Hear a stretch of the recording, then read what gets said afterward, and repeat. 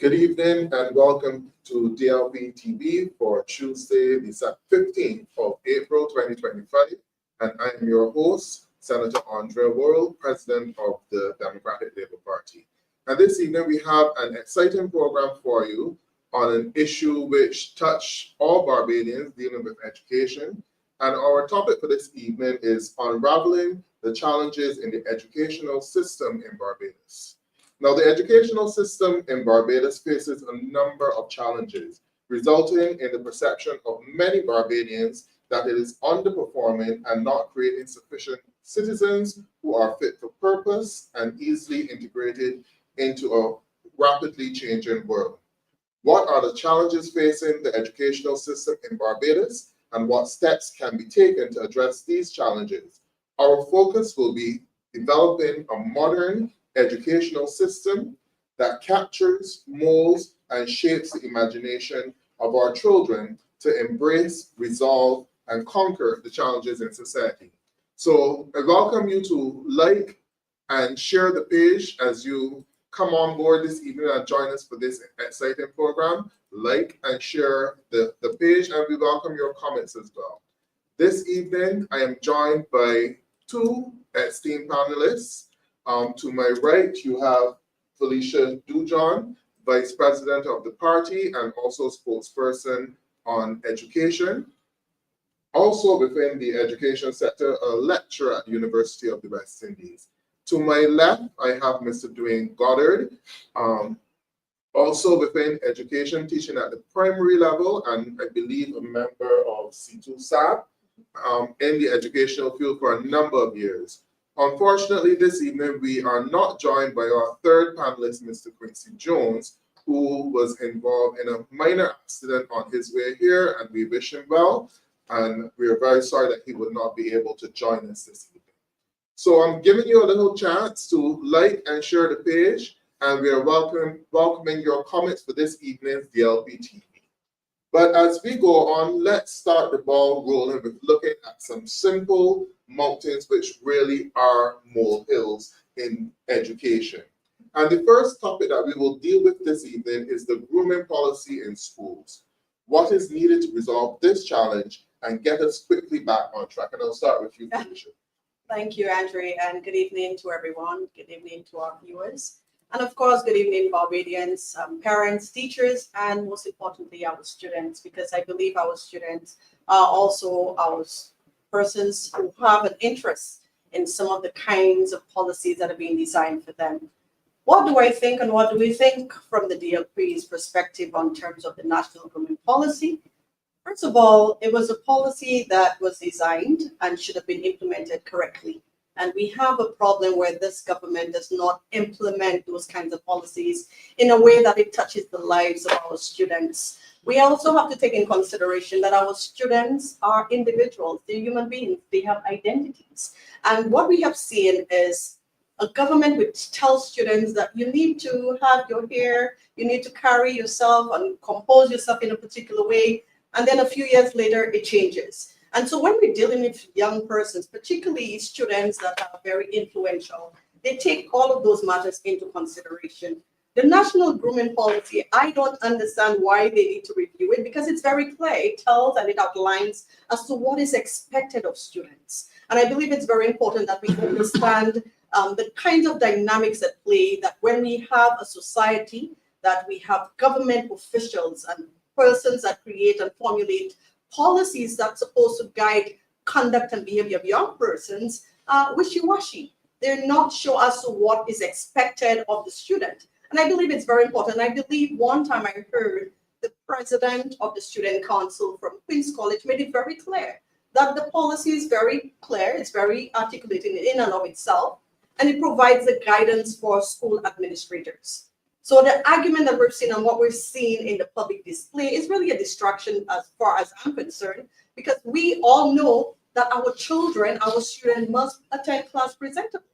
I remember being a student where we had to wear ribbons, even when we're in Form 3, up to Form 3 classes. So I think it's very important that we understand which self-identity. Our culture is very important, but we also have to remember that even if we allow students to have some kind of personal appearance based upon their own identity. There are rules to be followed, and those rules are very important. If we must have those kinds of standards for our students. It's an environment which is learning. We have to teach our students what standards are applicable and what standards are acceptable within the school structure. But most importantly, we need policymakers that hold their ground. If we are going to change any policy, our students ought to be aware, parents ought to be aware, and also school administrators. So I think that the ministry kind of faltered at that matter because the policy was very clear. I do not understand why we at this stage where we are, where there are more critical matters to deal with at the school. So it is just a molehill that they're creating into a mountain. That will be your synopsis on the school policy, and that we need to get back to what we know is right in terms of grooming. I believe that. Okay, I will give Dwane an opportunity to give his part, because he would probably interact more with this grooming policy being at a primary school, and we have been hearing some complaints with a number of boys in particular, not necessarily grooming themselves the way how they used to before. Yes, definitely. Good evening to Barbados. Good evening to my fellow panelists. And yes, and you term it as making mountains out of molehills. And I like to think of it, I always call it where we are majoring on minor issues. Because like Felicia said, I'm concerned as to why we are giving so much discussion to this. But one of the things I've realized from the discussion, because in the last couple of days, I've seen several blogs on different social medias making a big hullabaloo about it. And I think sometimes my thing is, I believe most of these people need to spend a day or two in the classroom, because I find that a lot of things are being said out of ignorance, and ignorance in the correct context of the word of ignorance. Because I find one of the things that bothers me about the policy, again, there's nothing wrong with the policy itself, but I believe a lot has to do with implementation. And I will say here too that I firmly believe that more teeth need to be given to the principals within the individual schools, because they see it individually and different things present at different schools, so everybody would have a different experience. But for me, you said you're very right about that. Some of the issues that I've seen personally is that the boys in the primary school, I find based on how the boys react, I believe most of the times that the hairstyle choices are not theirs. Is that their parents are happy to see them, that they're able to express themselves more. And the truth is, you don't have a problem with people expressing the Afrocentric side of them. Mm-hmm. But the problem is that some people are going too far. I've seen some boys who became very distracted. Last term, I had to hold a class for the entire term. And I had some class, two boys then. And they were always concentrating on the hair. So in the middle of the class, they were distracted and not paying attention. Either patting the hair because it's too tight, or they're pulling at it. Some boys now became hairdressers where they're helping each other unpick the hair in the middle. So these things became literal distractions for the children. So that's where my concern is. Yes, the DLP policy could work, but I believe it needs more teeth to the principal and the administration at the local level. And I believe too that we need to also, parents need to start living vicariously through the children. Because they couldn't do it at school, so now all of a sudden the boys are being forced to wear hair where lots of them don't really want to. Okay, well, thank you, Dwane. So just for clarity, before the grooming policy, did you have any issues with boys being distracted, patting their hair in classes and stuff like that? Of course not. Okay. Because for the most part, before that, you would only find like people with religious backgrounds with their hair black, and in most cases they were asked to wear a tam. And to keep the hair neat. And I think that's the biggest problem, that the word neat is where the problem is coming, because a lot of children now are coming to school with their hair not combed and those sort of things. So that moves away from neat. So I'm saying that school prepares you for the work of work. And I find that's one of the things that we seem to forget. Now, when we go into the world of work, there are going to be still rules. Yes, some companies allow guys to wear the earrings. Some companies allow you to come with your hair black. But you still have to be neat. Correct. So that's where the problem is coming within the schools right now, where the neatness and in some cases the cleanliness is being overlooked.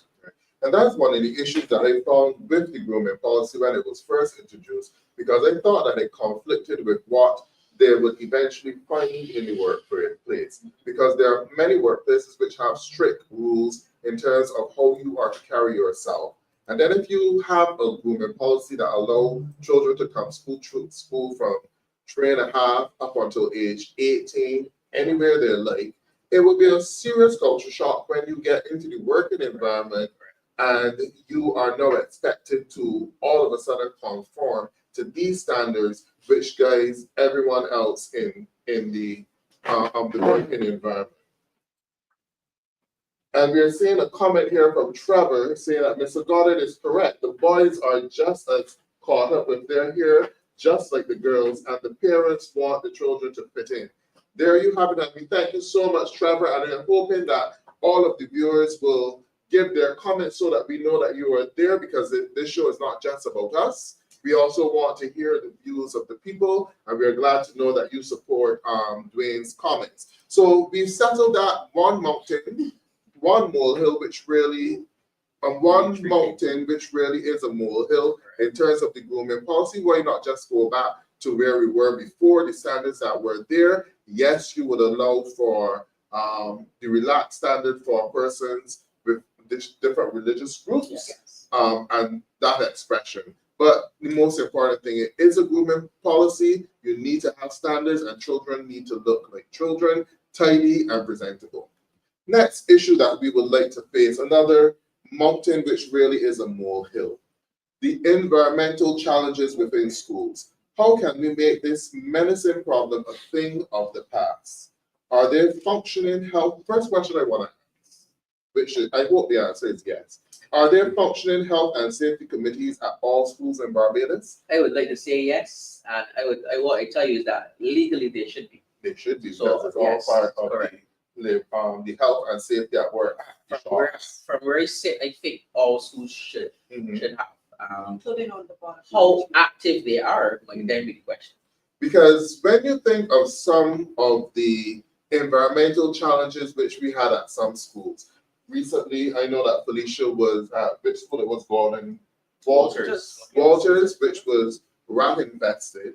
If you had a functioning environmental health and safety committee at that school, would that be something that they would pick up? I think it's also the question of how often is it being done? How often are those schools being inspected? It also, what I did find out through research, I recognize that the Ministry of Housing is also responsible for all government property. And so they too have a responsibility to ensure that our children are safe into the schools. So they must have some kind of dialogue between the Ministry of Education and the Ministry of Housing.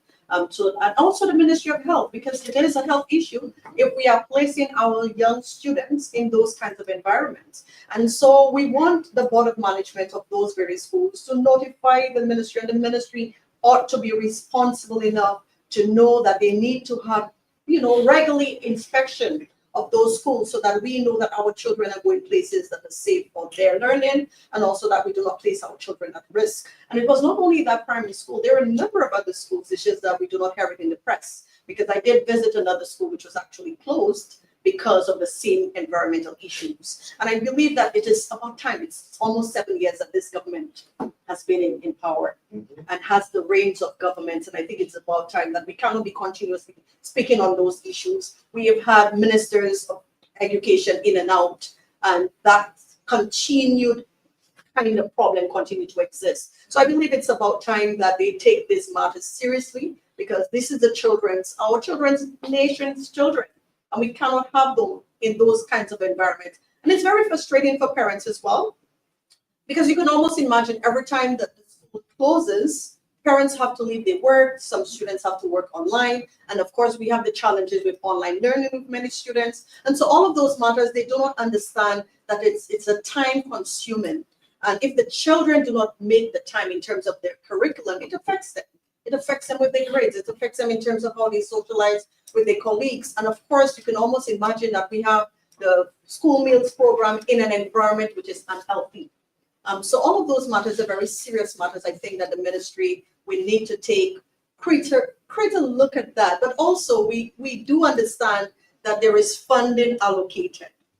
We know that millions of dollars is being funded under this ministry to take care of those matters for the maintenance of each school, whether it's secondary or infant or early childhood, and also they do get funded.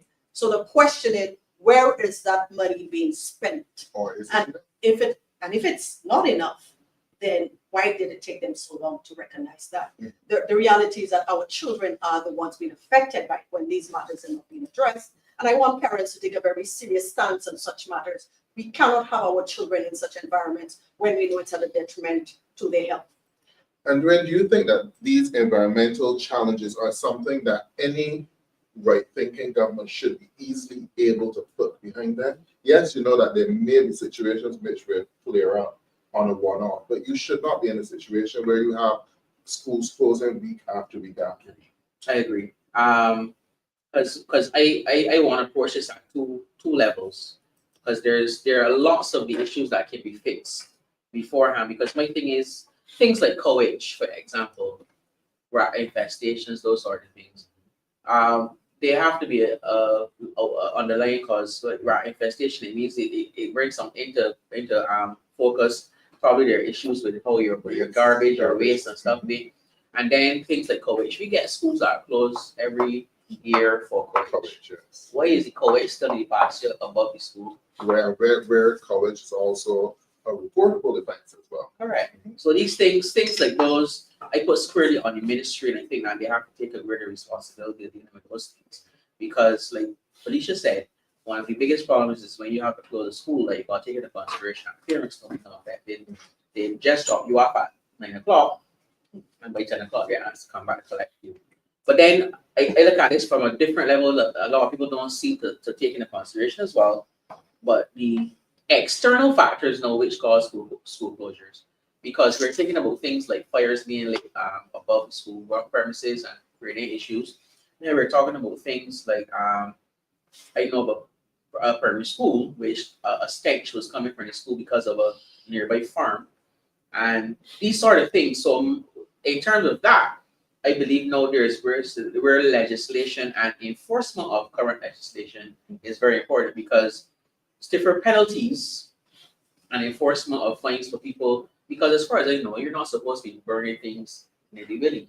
There's a law on that, as far as I know. So deal with those people, put them before the law courts. Because when you interrupt a school, you interrupt a whole flow of things for a day.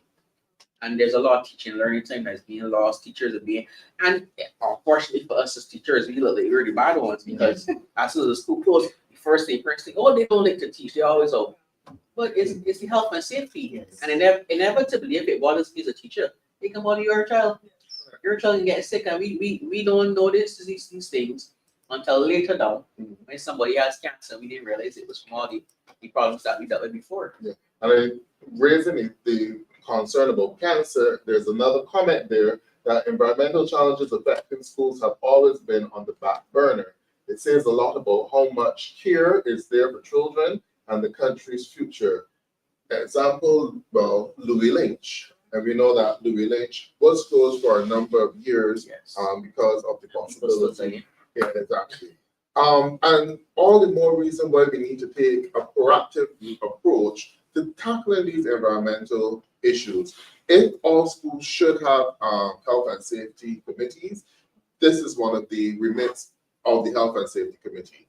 You not just tour the school environment, but the areas around the school as well. That is how you would identify if you're going to have a problem with coverage. If you are in a school environment, which is in an agricultural area or have a lot of bush, you just need to walk through the area. You will see the coverage there in the early stage. You have to get the coverage at the early stage in order to get rid of it. And the bees as well, all of those things. So I do believe that this is another molehill that is being inflated to be a mountain, and it's something that if we really care about our children, that any right-thinking government would put the funds there to deal with it.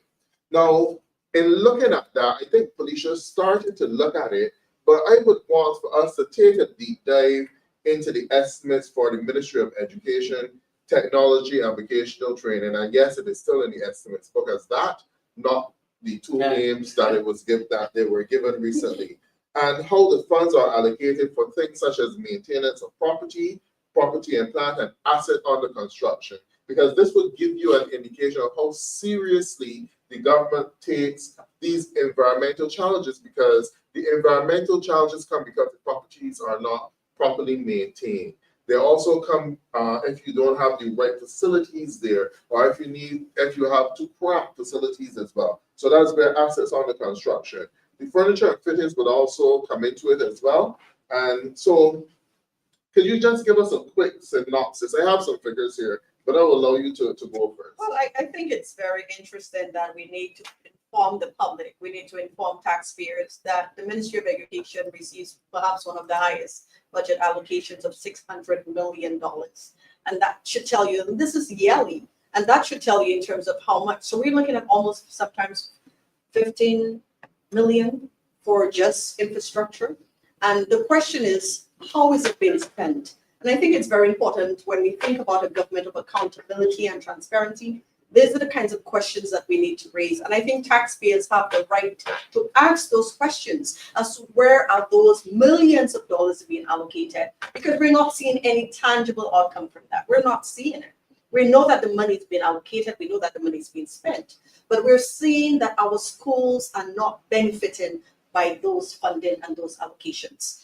So the resources is very, very low. And it brings, again, it raises the question in terms of the mismanagement of the funds of taxpayers' monies. And so it's very important that what we ought to do as taxpayers is to ask the question and have the ministers of education to give an account of those funds, to let us know as to how much is being spent in the last 2 or 3 years and how much they are willing to spend this year. Because we know, as I said before, $600 million is not $20. It's not $15. And so we need to know where that funding is being allocated. And because if you're seeing that this constant and continued of those closures of schools because of those environmental concerns, then we need to ask those questions. And this is a government that told us that they will govern under transparency and accountability, but we're not seeing that. What we're seeing is the changes of leadership in this government. And the changes of leadership also means that every time a minister is changed, we do not get an account of where the funds are being spent. And so I think it's very important that our persons, our citizens, recognize that the allocations of those funds are your taxpayers' monies, are your monies. And so we need to know exactly how it is being spent and what we have to say on those matters, because we did not get an opportunity. And which is very interesting. This budget, the Ministry of Education was not debated. And this is the 3rd year it has not been debated because we do not know where the funds have been gone. So what we need to do is to ask those kinds of questions. Perhaps the new ministers of education will give an account as to where exactly those funds have been in the last 3 to 5 years. So I think it's very important that we look at that. But as I said before, we already spent almost $500,000 only on the Grantley Adams School. And so it tells you in terms of that. And we at the Democratic Labour Party, we have been taking into account for the last 7 years. We've been following and keeping account of the funds. And sooner or later, we'll be presenting that to the public. Great. Thank you, Felicia. And just before I go on to Dwane on this issue in terms of what is actually spent, from some of the information that we have, now Felicia mentioned that the budget is over $600 million for the Ministry of Education. Right now, what is spent on maintenance of property and plant and assets under construction does not even equate to 10% of that $600 million. So you have roughly about $50 million being spent on those 3.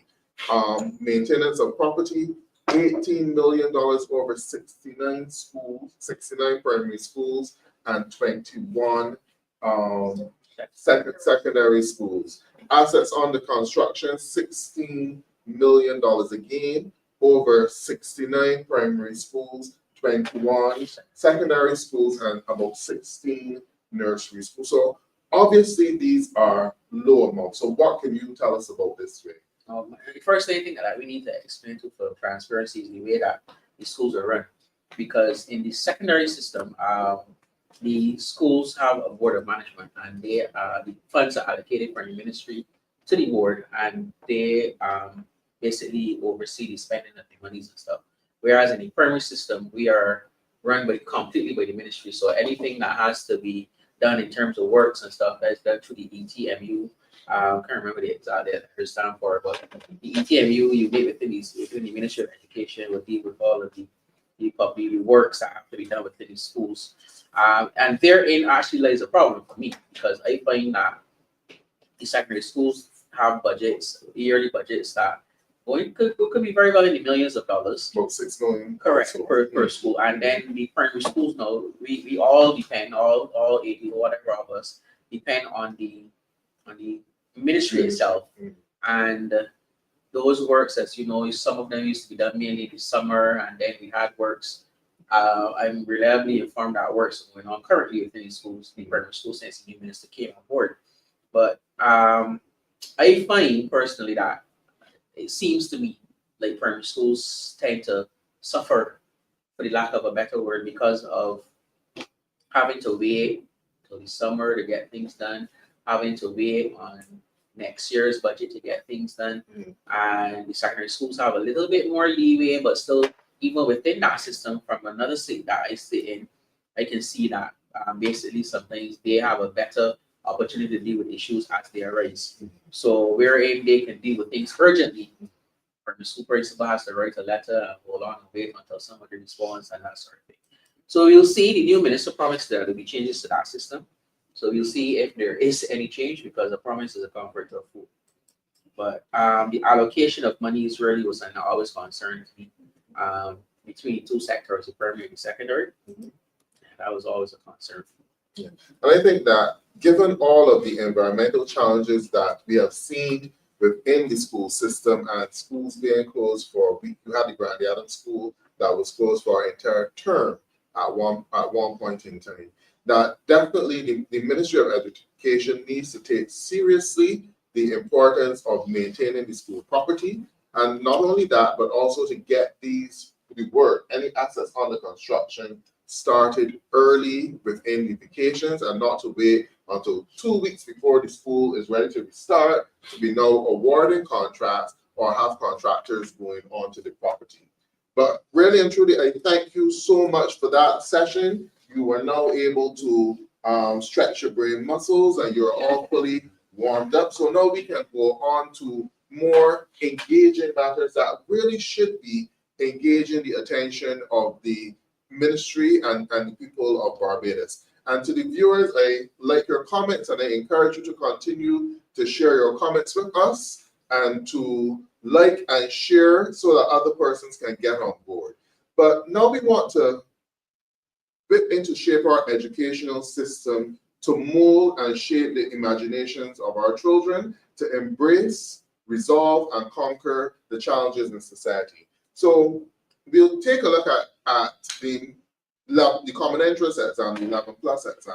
But before we do that, there's a piece of research which I would want to take a look at, which was done by Professor Emeritus Gary Hornby.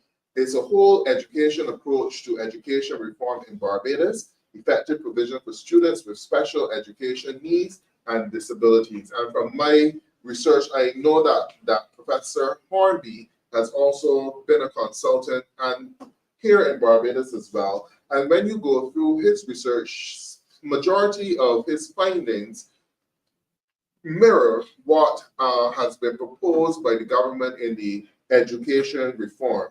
And this was published on the 4th of October, 2023. Now, I take away from the research some of the findings from the abstract. Mention revamping the curricula at primary and secondary schools to emphasize the development of literacy, numeracy, interpersonal and vocational skills, rather than focusing mainly on preparing students for academic examination, especially the 11+ exam.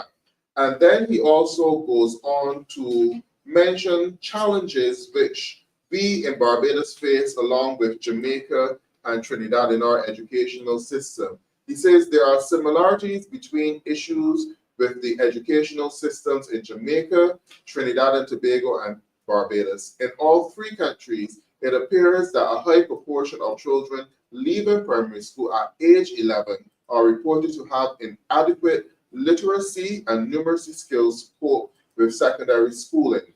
This I find important, and we do know that this is one of the challenges. I may divert a little bit from Professor Hornby's findings, but he says that at the same time, children in lower streams who are struggling are less likely to have their needs addressed and therefore make little progress during their primary school careers. Basically saying that the way our education system is made up, that we find that the children who are underperforming in the primary school setting are streamed into the lower classes and therefore not given the opportunity to really excel. And you have inequality, imbalance being set up, because it seems as though these children are set up to fail from very early.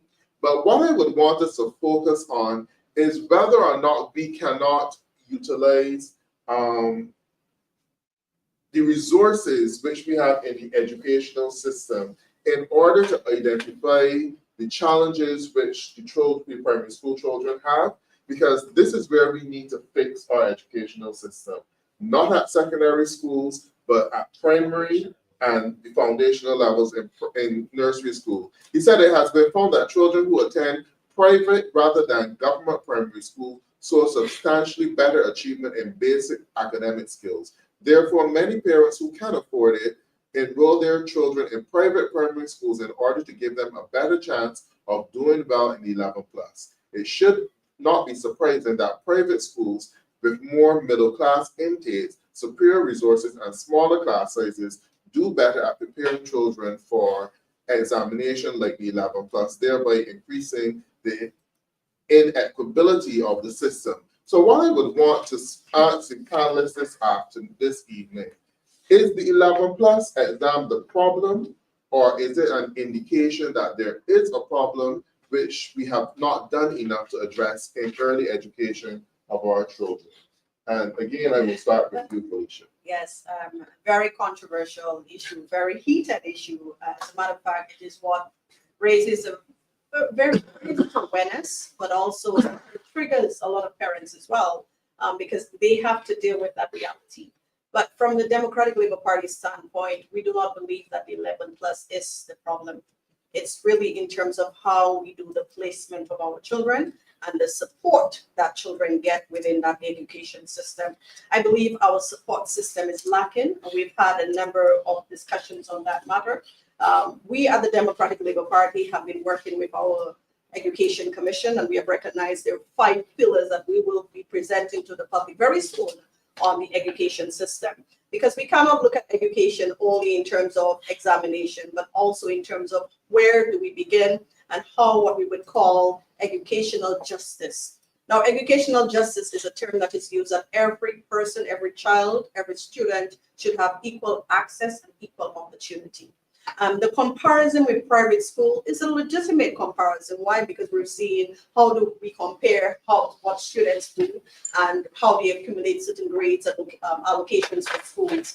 But at the same time, we must recognize that in the public school system, there is a number of concerns that our society has to deal with.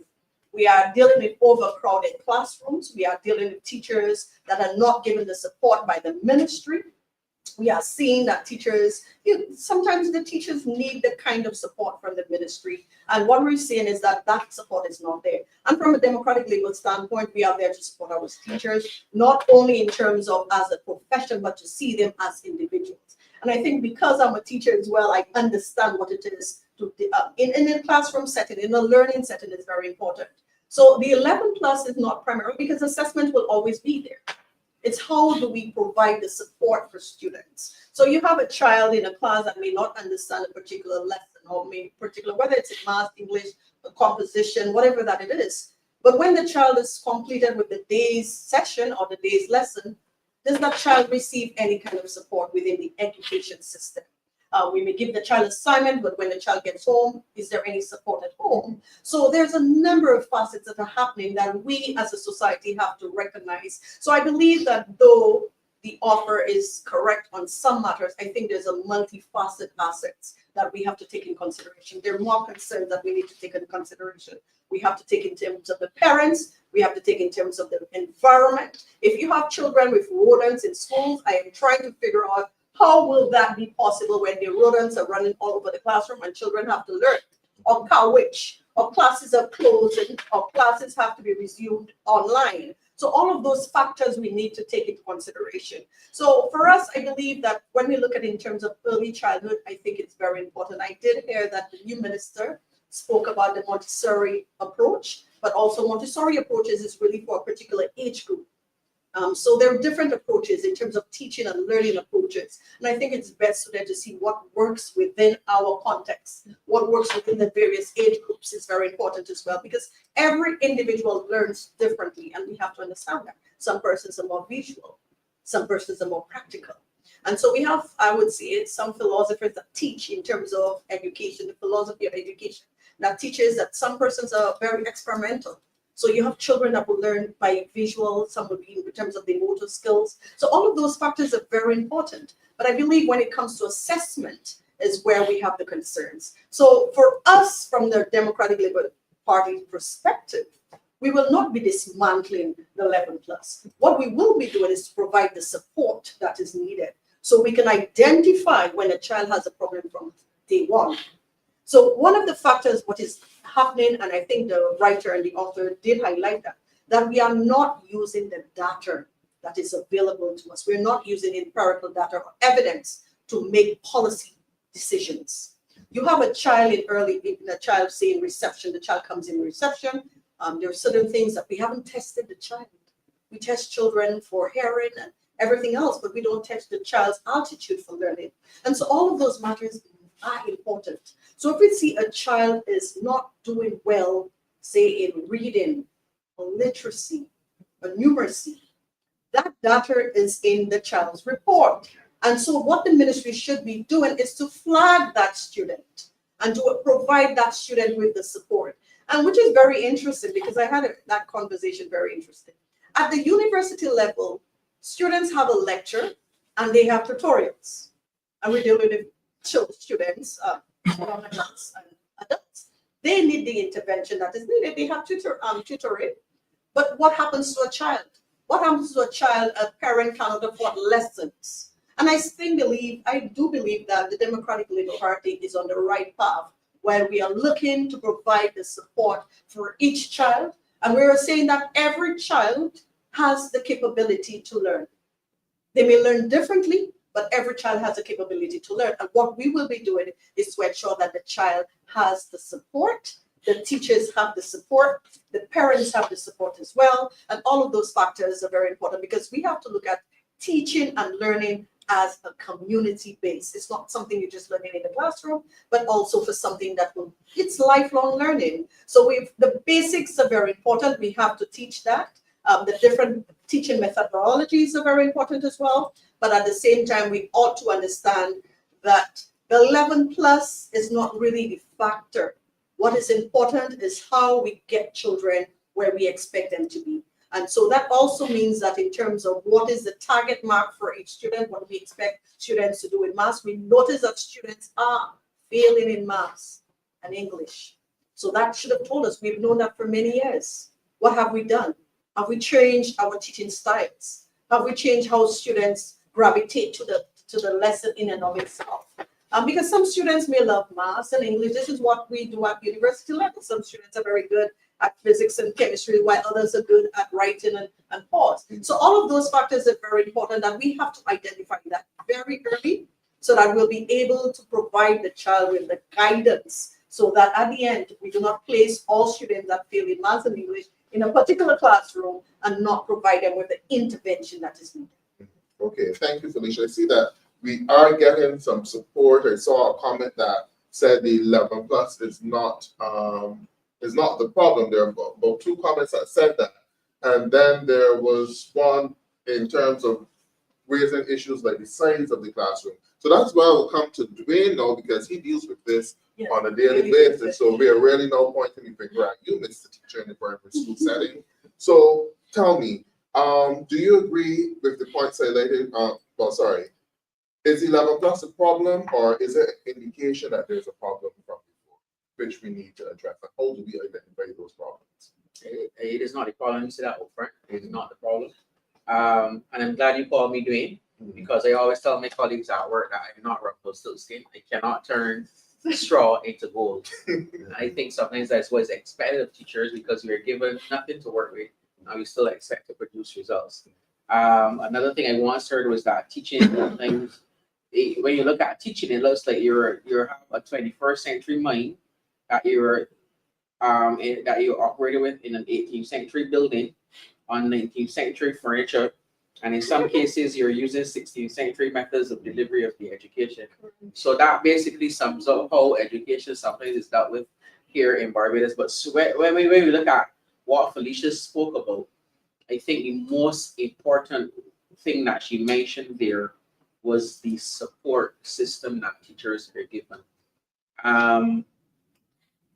She mentioned identifying issues with children, and right now teachers are not given some of the powers that they really should have, as far as I can see it, because we have cases where after years of experience, you can tell when a child has certain learning difficulties, but because we're not trained in a particular area, all we can do is recommend that the child be seen by a professional. But sometimes that takes, and then the way the system is now, some of these children can't be seen until like after age 5 and stuff. And early intervention could have prevented a lot of problems that we are having now. So I go on to talk about identifying the problems with children, young children, in terms of learning difficulties. Support personnel within the school system. A lot of people in Barbados see schools as teachers, but when you look at the school systems out of the jurisdiction of Barbados, you see where they have school counselors, you see where they have, and right now we have guidance counselors in the secondary system, but not necessarily in primary. We have about 4 or 5 social workers attached to schools all over Barbados. So they share the entire gamut of the primary schools. And so things that can be nipped in the bud, because, as I said, sitting from another responsibility that I have, I've seen how children are affected by little things in the home. That if there was the intervention of the social worker on a regular basis, some of these things could be probably nipped in the bud. But I find we need, as much as education takes up a big part of the budget, no, I still think there needs to be probably a little bit more, because we need more personnel within the schools. And I mean on a regular basis. I don't mean sharing how we share the clerk typist to two or three schools to one clerk typist. I'm talking about we need to have the same what's the word we just called? Social workers, right? We need psychologists. We need those persons within the school, or the schools need to have access to those persons on a more regular basis than what we have now. Because a lot of times there's some serious issues that children are going through that with the proper interventions, they can be dealt with. And these things want to affect how a child will perform, obviously, because we're talking, the thing is about common interest, and all I'm saying is going to get back, or segue back there. But because when we have these issues and we don't deal with them, the children obviously know they're not reading, they're having issues reading, and we have been for too long an exam-driven society. So a child, no matter where a child is at, is expected between 10 and 12 to do an 11+ examination. Then no matter where that child is at 5 years later, is expected to do CXCs. So my thing is, and God forbid you're not academic enough, then in some schools you're not even entered for the CXCs. So then you drop out the system, and some people end up being statistics. But my thing is that we need to early intervention. That's all I'm going to keep saying. Early intervention. That's the big thing, because when we get these problems nipped in the bud, because reading is something the Chinese say, give me a child for the first 3, 4, 5 years of his life, and they can turn it into anything. Because once you get certain fundamental concepts in a child's head at those stages. And sometimes it's probably approached in terms of pedagogical styles, because how you deliver it again, like Felicia said, every child might not be visual. So no matter how many visual aids you have, put it in a song or something, and that child may pick it up a lot better. Then you might have a child who has to definitely read it on a print. Then you might have a child who has to interact with it, the tactile as they call it. So you need to take all of these different learning styles into consideration. And these are things that we learn as we are trained as teachers. So it's just a matter of implementing what we're taught, the differential teaching and all the different learning styles and learning abilities. But these are serious things that we need to take into consideration if we're going to nip those little things in the bud. Because we used to boast that we have it was 98% literacy. That's a lie. Andre, that's a lie for the pit of hell right now. Because no way in Barbados, that statistic has been dead before Adam was alive. We keep fooling ourselves that we're still there. But the children within the primary system, they are leaving primary school and many of them cannot read. And that's a serious problem. Because then, and universities pick it up. Ask the university lecturer about the FD10A course and how many people feel that are doing medicine and that are doing all the other technical subjects, because they're technically minded, but they can't string two sentences together. And that was a problem for the time it was up there. Remember, FD10A was a course that people 3 years down were still trying to pass, because we had a lot of very intelligent people, but their literacy and their numeracy were in shambles, because again, they went through the system and nobody took the chance to pull them back and say, well, look. And this brings me to another point. My final point is that we have been too long also teaching the curriculum and not teaching the children who are in front of us. I have serious issues with that, because you have a child. For me, I remember my principal used to always give me the children who are weakest, because she said when they recognize you got a thing for those type of children, and you get to them. And so for me, that was it. Because I remember a parent, I used to teach lessons one time too, and I had a parent bring a child to me a couple of months before the exam, failing marks with 78%. That child went on to do the 11+ exam and got 50 little bit, and went on to elementary school. You know, it's to bring a child from 7% to 50 something in 2 months. I felt like a king. If I had all the great children now that coming to me at 98%, the way they get 99, what were they do? I didn't do anything. I just waste my time. I waste the parents' money. But that's what we have in Barbados now. As far as I remember, one time I heard there were some people who, when they're having lessons, they used to actually give a test before they take you. And if you don't get a certain mark, they hustle you off and tell you to go somewhere else. Because they only want to break children. But me, I feel comfortable knowing that I've moved you from point A to point B. And I find that we're too busy teaching curriculum.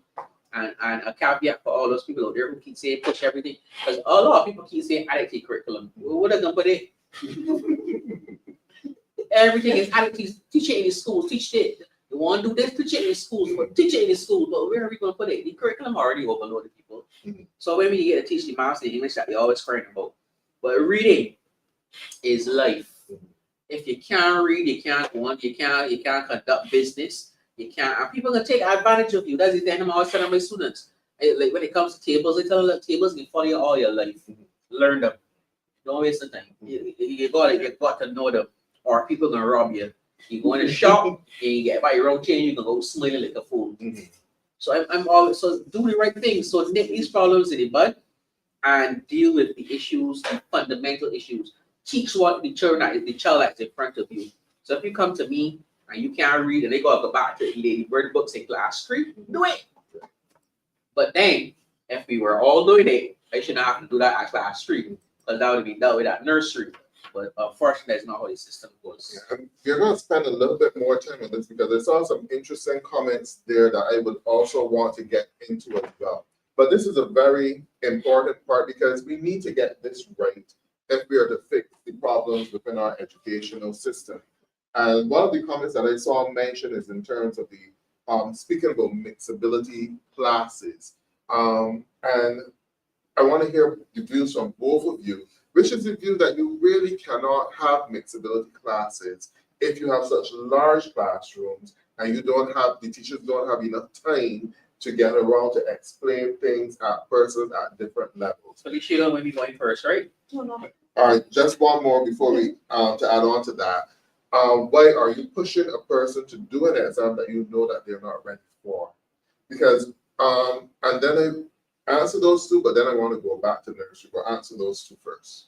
All right, repeat the first one again, because The mixability classes. right, mixability, that's the thing, by the way. So mixability.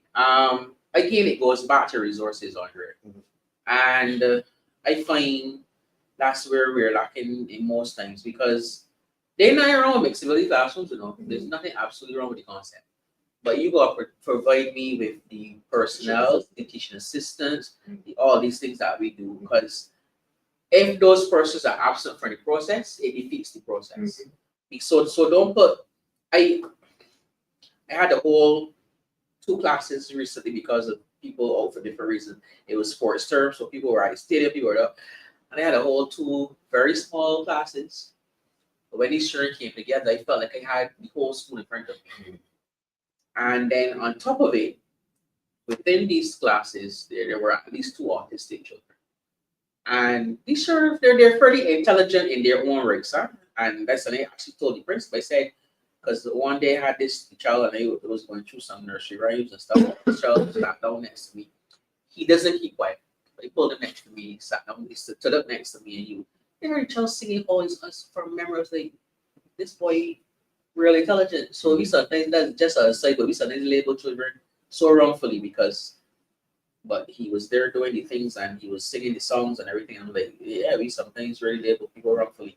But the resources, I can't keep him next to me and still be with the children up there that need the attention. So when you talk about one-on-one and having this interaction with children, that works when I can have an assistant who I'm going to leave somebody with and go to another group and sit down with them and deal with them, and so it all boils down to the resources, and if we don't have them, it's a waste of time.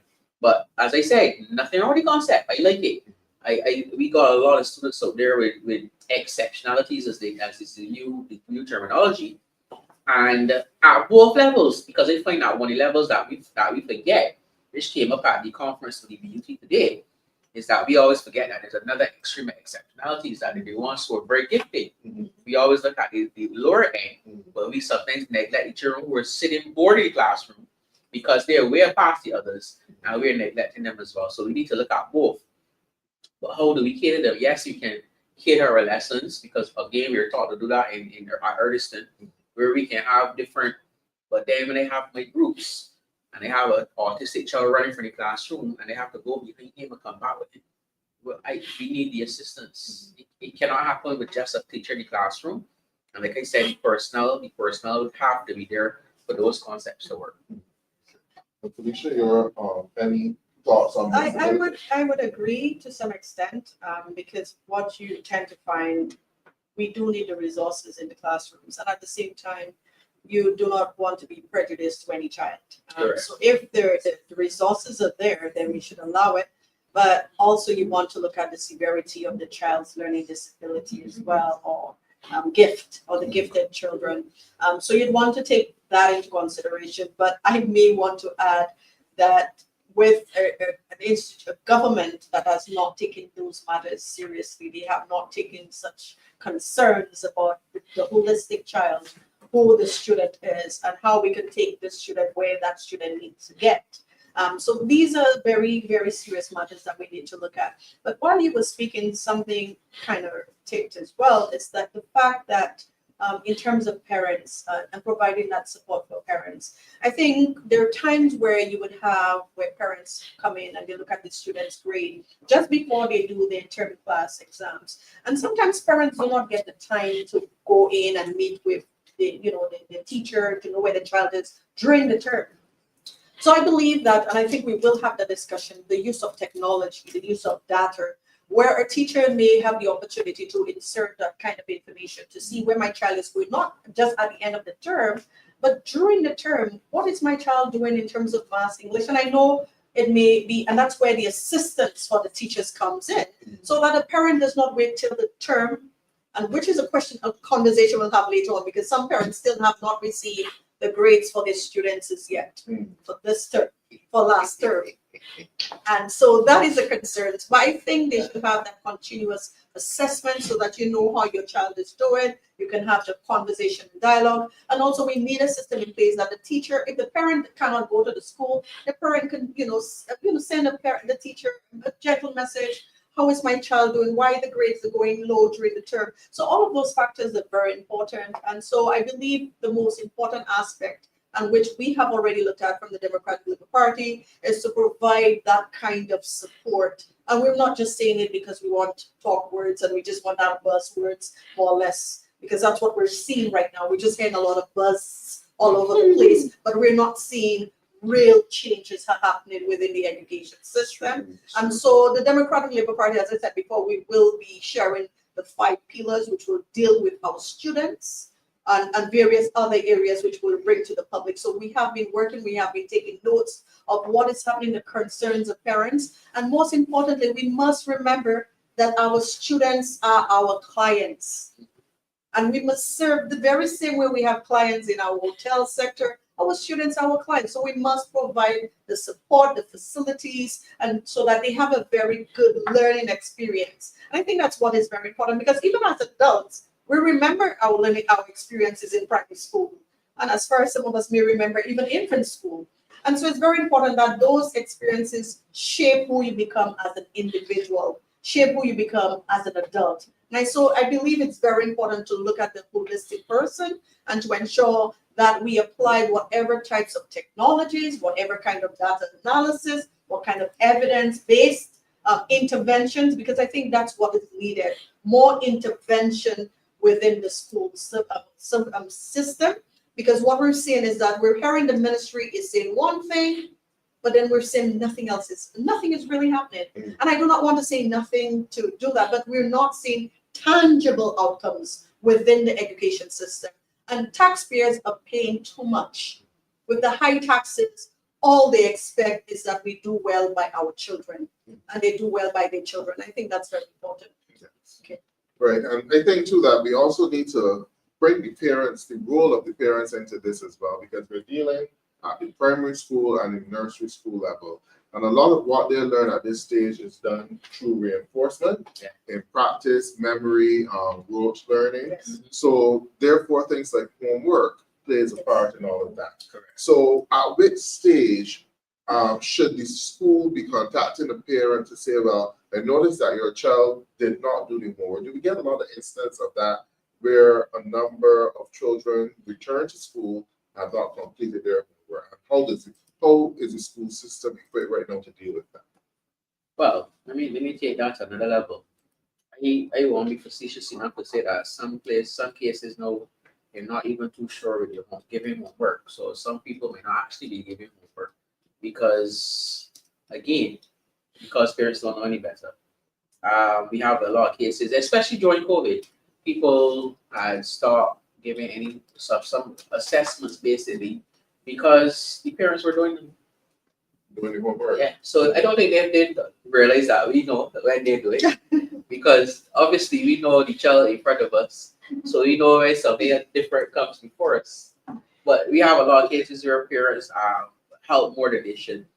Parents mean well. I'm not even blaming them for this, because parents mean well and they want their children to do well. But sometimes you need to sit at the side and guide rather than just take the homework and do it. Because we had a lot of cases that where people would just do the homework so the child learns on it. And when you come back the next day, you're correcting it. You can tell again. Because when we're going through the corrections, the child is lost. So it's like we pick up these things, parents. Let me say that again so you understand. We pick up these things, parents. We pick them up. So we're not being fooled. And it does nothing for the child. Because the child comes in feeling smart, you get 100 out of 100, but then when the exam comes, the child still fails, and then the parent wondered, why did my child fail? But look at the book with all the takes. But yeah, those are your takes. You got 100. So that's the problem. But in terms of corresponding with parents, some schools also have the not the classroom, but in terms of parental involvement, they have the Meetings, that's the word I'm looking for, the parent meetings, your level meetings in secondary school. Primary schools have them as well. But then the problem is that we preach to the same choir.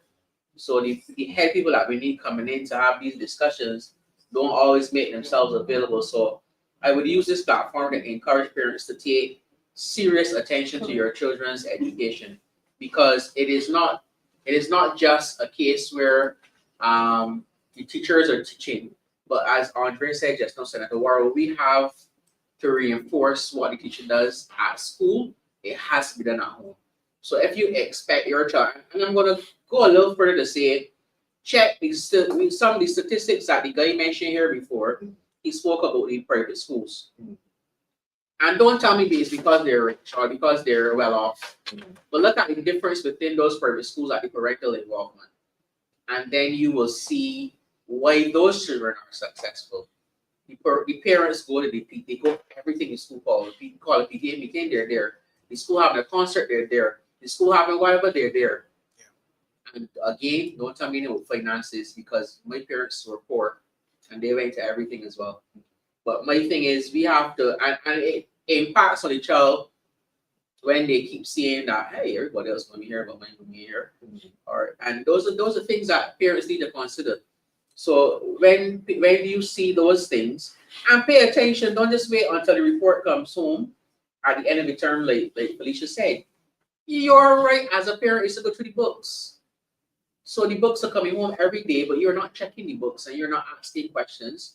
And you are sufficed with asking one generalized question every weekend. You got homework. No, mommy, all right. And that's it. The conversation done. So up goes that child for the entire weekend running around helter-skelter.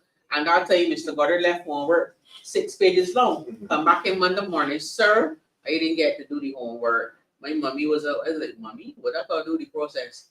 So parents need to pay attention. I know a lot of parents do. I'm not blaming anybody. I know a lot of parents do help their children. They have experiences. I mean, simple things like taking your child on a bus ride and speaking to the child on the bus ride, because taking them in enough, because when children, this thing called learning incidentally. And when you take the child to Shafet, a lot of you go to Shafet. Don't tell me so, you know. So when you go to Shafet, read the sign, tell the child what is that sign that they're saying. Oh, spell the letters out for me. You know, so when you provide those sort of experiences, correct. So when you go, I saw a man do that the other day, and I was so happy. He told the girl, the child, he and the family were in front of me, is that you know you're doing everything, you calling, you telling them what you want, so speak up so he can hear you. So I was like, whoa, daddy, I love that. And those are sort of experiences we want. And unfortunately, if we don't get to provide them as teachers with these schools through tours, some of these children don't get anything. Some children never went in a park. So even the community parks and stuff out there, the children don't know about swings and about those things because they don't have them home. And the parents don't take the time to go and take them out to the park and whatever. They're always too busy, always too. I mean, again, you can't blame some of the parents, because if they go to work 12 hours a day and they don't have the time, then you really can't blame them, because the economics pushing them to that point. But I would like to see a Barbados where the government sees it important enough to provide the time for parents to be able to have that time with their children, because it's important. It's important.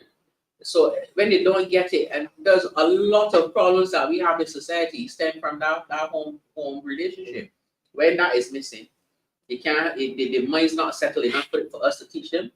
And if your mind is settled, little basic things like breakfast, children coming to schools and they avoid the breakfast, you can't learn an empty stomach, carry can't alone for gasoline. So when you come in and those little things are missing, again, parental involvement, but then mommy probably left home at 6 o'clock to go to work. So I don't lay blame squarely on the parents, huh? So they feel that we need to put things in place socially. As a government waiting, we need to consider those things, because we have to provide parents with the opportunities. And then when they don't do them, that's when it gets to put them, put some penalties on them. But we're going to go. I think I can just briefly touch on that as well. But I also believe that the time that we have students in school, we have students from 9 to 3, and there's the expectation that the teacher is not exhausted the parent is not exhausted either. We have to remember that children belong to the society. They belong to us. They're our children. And I believe that is where the social groups come in.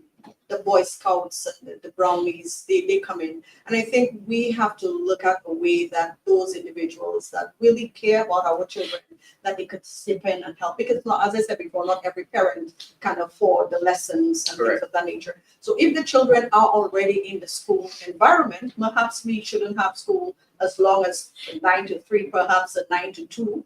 And so we give the students at least that hour to complete any assignment with, guidance counselors, not guidance counselors, but the scouts and any of those social clubs that are willing to come, because I know there's a number of persons within our communities that are willing to help and volunteer within the same community, that are willing to come in and help students with their homework just before they head home. And I think it's very important that we identify those kinds of solutions, because yes, parents do work hard, and the average parent always want to see their child do well. Perhaps that's why they help with the homework or do the homework, because they want to see their children do, in some cases, better than them. And so what we need to do is to perhaps look at, and when we think about the curriculum, we always talk about the curriculum changing, and I would agree with you, but also look at the time span that we have children in school and what they're focused on. So perhaps we should leave at least an hour for students to do other activities, which would include their homework, so that parents get the time to prepare them for bed. Because usually that's happened. The parent finishes work at 4.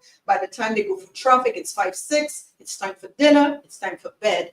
And so we have to look at how the community, and this is one of our pillars where we get the community to assist us, and perhaps all schools, which is very interesting. And I have to share, I did take a look at the Boy Scouts. They had their first campaign over after 13 years. And yes, Black Men and Goddard. And it was amazing what they have been doing. And so they are those social clubs that will come in and help our young children and be part of the community. So we have to remember that the school is not just an institution, it's not just a building, but it's the community.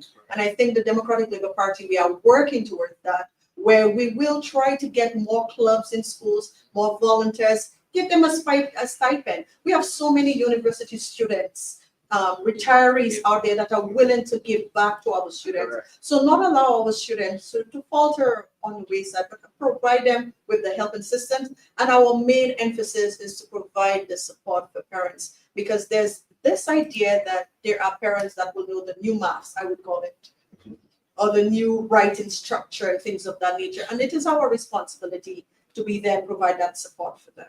Okay, thank you, Felicia.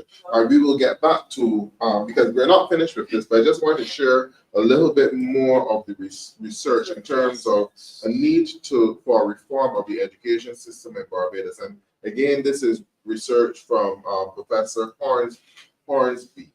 A report published in May 2020 by CEO World Magazine of the world's best education system surveyed 196,000 educators and other stakeholders in education who rated education systems in 93 countries on the quality of the public education system and related opportunities.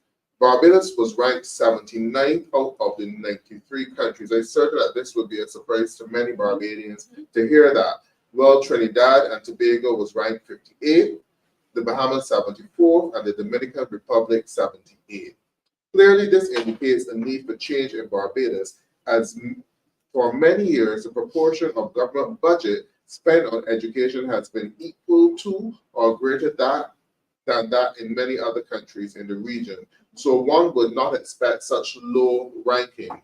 Also, although official figures are not published, it has been estimated that up to 80% of children who enter secondary schools in Barbados leave without gaining any qualification.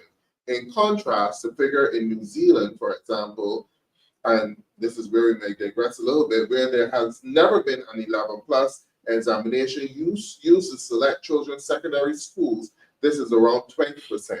That is around 80% of New Zealand children at the age of 16 achieve passes at the national level. Now, we may digress, but the figures are not what we would expect, that 80% of our children enter secondary schools without the appropriate certification in terms of literacy and numeracy. So we dealt a lot with that. So I want to go on a bit in terms of looking at some of the recommendations for reform, which was suggested by Professor Hornsby. One of his recommendations, which we don't agree with here, is in terms of the abolition of the 11 plus exam. We do believe that there is a place for the exam, but there should be some tweaks made to the exam. What the key to reforming the education system in Barbados is taking a whole education approach that includes moving away from a selective secondary school system focused on the achievement of high level of academic qualifications by a small minority of students to one that provides all young people with an excellent general education. This will provide a good basis on which young people can make a choice between working to achieve either academic or vocational qualifications by the time they leave secondary school in order to go on to tertiary education. And he also suggests revamping curricula at primary schools in order to optimize the learning of literacy and numeracy and promote social and emotional development, which are some of the things which you mentioned, Dwane. And at secondary schools to provide technical and vocational options alongside academic programs. Third, implementing comprehensive policy and procedure for education of children who experience difficulties learning in school. Well, you know, this is where the assessments would come in and things such as the criteria reference set. So this is where I want to bring the conversation now. How do you see this approach working within our school system? I'll start first with you, Dwane. This is in terms of primary setting, not just focusing on math and English, numeracy and literacy, but also looking at expanding the curriculum where children learn interpersonal relationships. You use the circle learning as well. You deal with emotional intelligence, all of those things to create more well-rounded students. Yeah, I fully support. I find we've kind of started on that. I think through the system right now, we've kind of started on that approach in terms of the primary school, in nursery that you just mentioned, the whole circle time concept and that sort of thing, and that's something that has been pushed at the early childhood level in Barbados for a while. So conversations and stuff, you realize that at that young age, which is something that affects people, when I see people in the nursery school printing so many worksheets, I think that's something that we need to get away from, because we gotta recognize that at that stage, the child is more into play-based learning, and that's where you are able to teach those same things you mentioned, the social emotional things, the social graces, those sort of things. Because interestingly enough, that was the discussion at our staff meeting on the last day of school.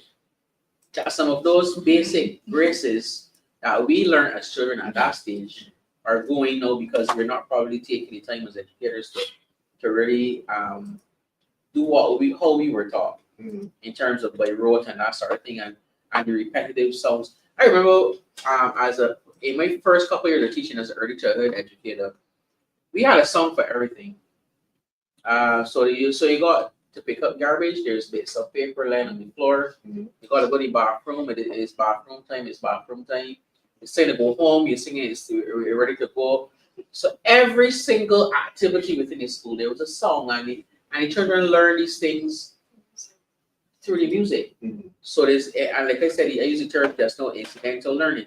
So all of these things, and again, because it was also literature, because you're dealing with the actual poems and songs or whatever, there's still the literacy coming in as well. So again, that talks about integration of the curriculum. So there are lots of things that we need to teach that we don't necessarily to make time to teach, because it's already happening. We just have to integrate it.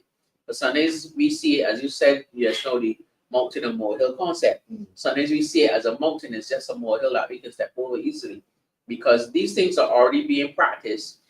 I think they need to put into operation a little bit more and focus on those things, because in the primary system, like you said, the numeracy and literacy are important, but those social things are also paramount if we want to produce well-rounded citizens in Barbados as well.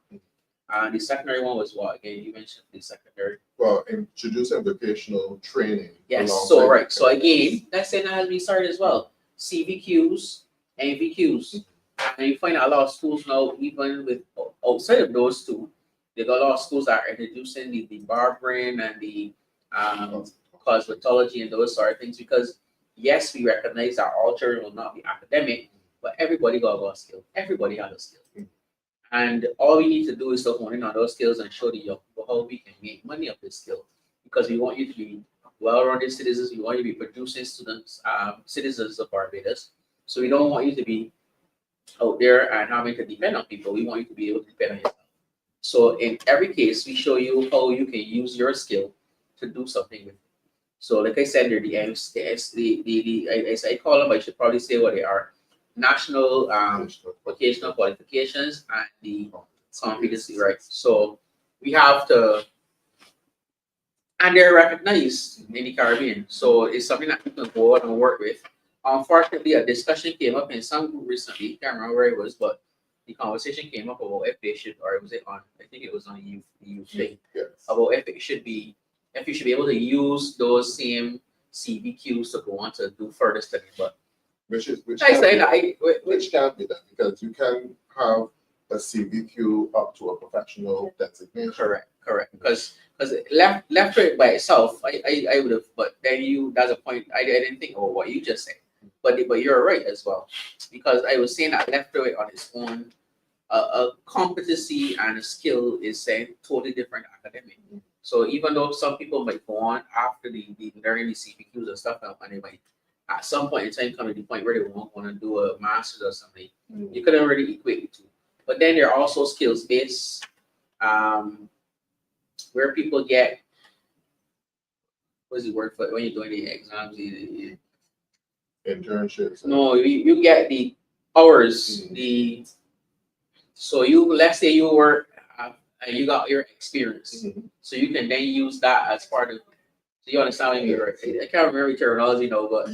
So you can use the skills that you've learned in your workforce to then go on and get your credit hours. Right. You can get your credits based on your skills as well. So it probably is not to be considered, but again, it would take serious consideration on how you can weigh this thing against the next thing. But it could be possible.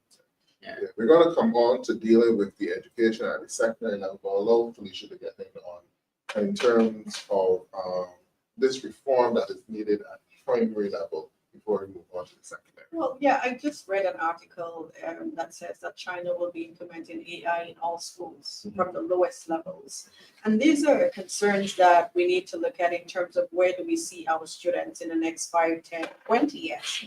Because our society now is not going to reflect what is going to happen in the next 20 years. And we have to prepare our students for that, whether it's technology based in all fields, not only in terms of technology in that sense, correct, but you need technology in agriculture, you'll need technology in carpentry, and all the other fields that you think of in terms of vocational skills. So it's very important in terms of what are some of the areas that we think that is important for our student, what we mean our future student, and what future can look like.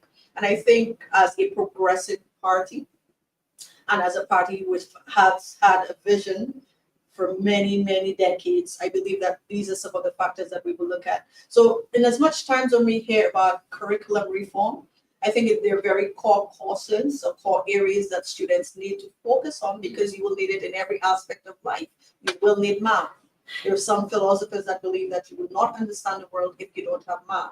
You need math for even the traffic lights. You need math for baking. You need math in every area. It's just that we have to show students where it is, and the very same area. So every area that you possibly look at, you will find math, you will find physics, you will find chemistry, you will find English, you will find literacy and everything else that comes with it. But what is very important is how do we get our students excited about those courses? Because no matter how much you will teach those courses, if a child is not stimulated in a particular way, that child will not learn the way that he or she should. So I think it's very important in terms of how we go about teaching those courses, what we include in it. We can't teach students what we were taught when we were growing up. So we have to make it more exciting for them. We have to make it applicable for them as well, so that they can show. A very good example, I was teaching one time I was doing summer school, and I told students that the video game that you have is computer science. It is math. But they didn't understand that until they start doing a little programming and understood that you need math, you need it for you to have the very basic video game. So sometimes we tell children that, too much video games. Yes, and I do agree. I have boys, so I understand that. But at the same time, we have to show them the practicalities of those areas. So yes, you may say you may not need math, but you play video games. You have all these other things. So I think it's very important that students understand why those areas are important, not just because sometimes you hear children, oh God, I go to school today again, school opened back just now. But we have to show them that it's something that we've given you the basics now so that you can become whatever you want in the future. Yeah, there's an interesting comment there with regard to project learning and whether or not we think that would create well-rounded students in and out of the traditional classroom. And I believe that this means in terms of projects and teamwork and stuff like that. Yeah. Because that is also a teaching style as well, where you get the children to work. Has been pushing it recently, actually. And not only, exactly. But what about the role of the Media Resource Center in the Ministry of Education? I think so. Because a lot of children learn by watching videos. Because we are in a world now, you just said it, children love to play video games. Why are we not utilizing that technology to teach our children? To teach our children math, to teach our children English, all of those things. I came across a video game for babies, where they can learn counting with the video game. So why are we not utilizing the Media Resource Center within the Ministry of Education to do more content that would help to stimulate interest in our children? I do agree with that. I do agree, but I mean, all of us have known what group work or group assignment looks like at a university level.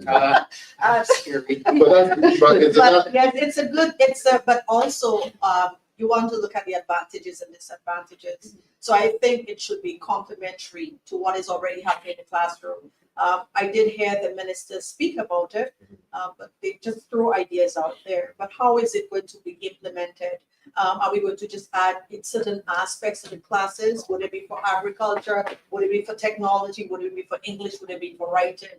Or social studies? We want to know where those group projects, because I think it's a great way to get students to work together and learn together. But at the same time, you may find students may have difficulties. As a lecturer, I see that in group assignments. Because someone may not be they're not strong. accustomed to it from early. Right. But if you are talking about getting children doing projects from nursery, and it doesn't have to be an SPA that they have to do, but just a playful project that they can work on with, they still learn something. Yes, it's a great idea. But again, it's the implementation and what is the objective of it. We're not saying that it can't work, but how do you plan to implement it and what is the outcome? Because this is what we see happen. I hope I'm not going off track. What we've seen in this ministry and what we've observed is that when it comes to project management, something starts and then it does not end. The deliverables are never met. And sometimes it goes haywire. It's almost like starting a house. You have the blueprint, you start your foundation, and you leave it. So I think it's some of the things that we can look at. How does it work? What are the best ways? And also, most importantly, how we train our teachers to assess students that do those group assignments, because all that is important as well. How do teachers translate that into learning outcomes as well is very important. I think that would be Vygotsky's style of learning. Yes. Trying to show me no, Andre. I didn't really heard a long time ago, but the name sounds familiar though. Right, and I think that would be that learning style in terms of Vygotsky. Yes. And it is pretty useful. And don't forget that what we are doing in education is preparing persons for the world of work. Correct. And in every environment, even at a political party where you're volunteering, you have to work with other people. Yes. You have to do group projects. And maybe that's where the phobia comes at university where you don't normally work with other people, and now you're thrown into a group with a whole bunch of people that you don't know and probably don't even like, but you have to work with them. So, and you find that group work is a faster way of getting to learn a wide variety of things. And if I could put 2 points in there, the thing is, it probably is needed from very early because the most individualized person you can find is a 3-4-year-old. So when we start project work from that early, it gets them into that concept of working together because, you know, and you let free play, you learn a lot about child when you let them play freely. And you listen to the things they say. And so when you recognize that a child is very self-centered at that point, it's all about me. So that is my, even though that the toy belongs to the school, it's my toy. So the child, a fight started or so because of this my toy. So if we can get it in that stage, at the early childhood stage, like you said, it mushrooms personal into skills as they well, develop. which is important. Correct. So those are things that you need to look at. And then we need to come back to the Media Resource Center and the need for that to be doing more. And on that point too, content, you mentioned content. One of the things I hated to see as a child was all the literature coming out of Trinidad. And we have lots of, and there's a plus for all of my colleagues out there. We got a lot of gifted teachers in Barbados who writing stuff, producing content. But the problem is getting the buy-in from the hierarchy to use that content in the classroom. We're still buying stuff from Trinidad. We're still buying content from Jamaica. We're still buying content from all over the place. But we have pages out there writing pages, stories, writing, but we can't get them into schools. And again, I think that's somewhere where the Media Resource Center can come in terms of getting, and they're always encouraging people to bring your work. Let's help you get it published, whatever. But I guess some teachers have been bitten, so they're scared to get these things. Yes, because a child would read a story that they more likely can relate to, especially for boys. And that's where AI comes in again too, because up to last term, at the end of last term, I had first during the last week of school, and I wanted a lesson, an ethics lesson for PERS, so a story. So I went to the chat GPT and I told it exactly what I wanted. I told them I wanted based on, I use my own school name, so I want the children to be able to connect. So I use my own school name, I use the neighborhood name, everything. And when I read this story, children, because it was all about them, basically, it was about park, it was about Pilgrim Road, it was about Time Water. So they're hearing things that they know, so parsley community that they know. They heard the name Simba, I told you primary. So chat GPT all the way people's the union was actually looking at AI for our conference for the last 2 days, and that's something we just came out of a workshop today. We had the full discussion and everything, and that's something that teachers we're being faced with. We have to learn a whole set of things coming to play, like you said, in terms of ethics. CXC as well. Yes, the lady from one of the presenters is actually from CXC. CXC is now looking to it. Yeah. They have something to launch pretty soon on the app. Right. I think it's what is concerning is in terms of how we regulate, and how you grade a student, in terms of if the student use, and it's not only ChatGPT but other AI applications. And so it's very important in terms of how we allow students, but we have to teach students in terms of best practices of using those technologies particularly. So a framework has to be designed. The ministry has to ensure that at the same time we use it, that we do not violate those technologies as well. Okay. And while Dwane mentioned the Barbados Union of Teachers, their conference going on, would like to congratulate them on their 51st anniversary and wish them well in their conference. And I believe the elections are tomorrow as well. Today, the elections. And the elections are tomorrow. But we want to go on a little bit deeper into the research and some of the recommendations made. And I am going to shock you a little bit when I come to a World Health study, which was also done as well. The second component of a whole education approach to reform in Barbados is to revamp school curricula. Wants the need to focus most of their time and effort on preparing children for the level plus examination has been eliminated. Primary school teachers will be able to deliver a broadly based and relevant curriculum. This would include developing a balance of basic academic skills, including reading, writing, and mathematics, along with interpersonal skills needed for developing the personal confidence necessary for a successful career and productive life. To help them in these tasks, teachers will be able to use the criterion reference testing, recently introduced in Barbadian primary schools, to target teaching on areas that need to be developed for the individual children as well as for entire classes, thereby ensuring that their teaching is effective in optimizing learning. Criteria reference testing is a type of formative evaluation and feedback that has been found by educational research to be one of the most effective strategies for improving educational attainment when widely implemented. Now, we do use the criterion reference test where we do administer it, but I think that where we have fell down is that we are not collecting the data and we are not necessarily using it. Policy development. And for policy development. So Felicia, this is a burning issue for you, so I will give you 2 minutes to jump in on that. Right, and I think that is something that the ministry really need to think about very holistically, the approach that we have the data and we use the data to foster that kind of learning structure as well. Because you cannot tell me that over a 5-year period, you cannot see a student failing or student grades within that period of time. And so the ministry has that responsibility to use that data for policy development, particularly in the education system. This is and that is something that we have, and we've been lacking that in terms of using evidence-based to formulate policies that will help guide and structure our ministries. And so if we have the technology, we should use it. We should use it, because one of the things that we're seeing, what the teacher association is saying, is that there's a concern for technology use. There's the infrastructure, technological infrastructure. There's still a concern for that. So in as much as we want AI in schools and everything else, there's still a lot of schools that do not have proper access to the internet. So all of those matters are very concerning. Again, it comes back in terms of the misallocations of funds, where those funds are being allocated, where those funds are being spent, and what is the outcome of it. And we haven't seen the tangible outcome.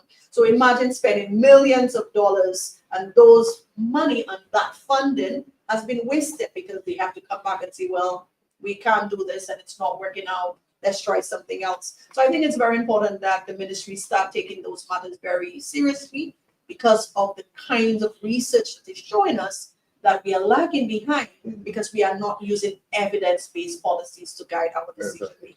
And when I believe that you would also say that the criterion reference test can help to identify some of those early development challenges that children may find. Yes, but evidence used and in the correct way. Well, Because I find, again, data, I think that was one of the head reasons for the whole concept being rolled out. And I find that the data is not always forthcoming in the way it should. And then I find sometimes we tend to see this again. Again, I mentioned earlier that we turn ourselves into a test-driven society. So there are lots of teachers out there who in the past have been teaching towards a criterion test, which again, you mentioned it in the definition the guy gave is formative and it's not summative. Because a lot of people treat it like it's the end all and be all, like it's they're trying to get 100%, but they don't realize that this is supposed to be a developmental test. This is supposed to be a test to give data. This is basically what it's for. It's not for to get a top student. It's not to get a child with 100%, because we want to know where the child's difficulties are, where the concepts are being lapsed, so that those can be addressed. Because it can also reflect on the quality of teaching as well. Correct. So again, I think that we need to let the information trickle down, and it's not just a criterion, because I think that in education, what could make a big difference is if in secondary school, they used to be saying called promotion meetings. I don't know if it still happens, but it's a long time. And I find that we need to adopt that process in the primary system.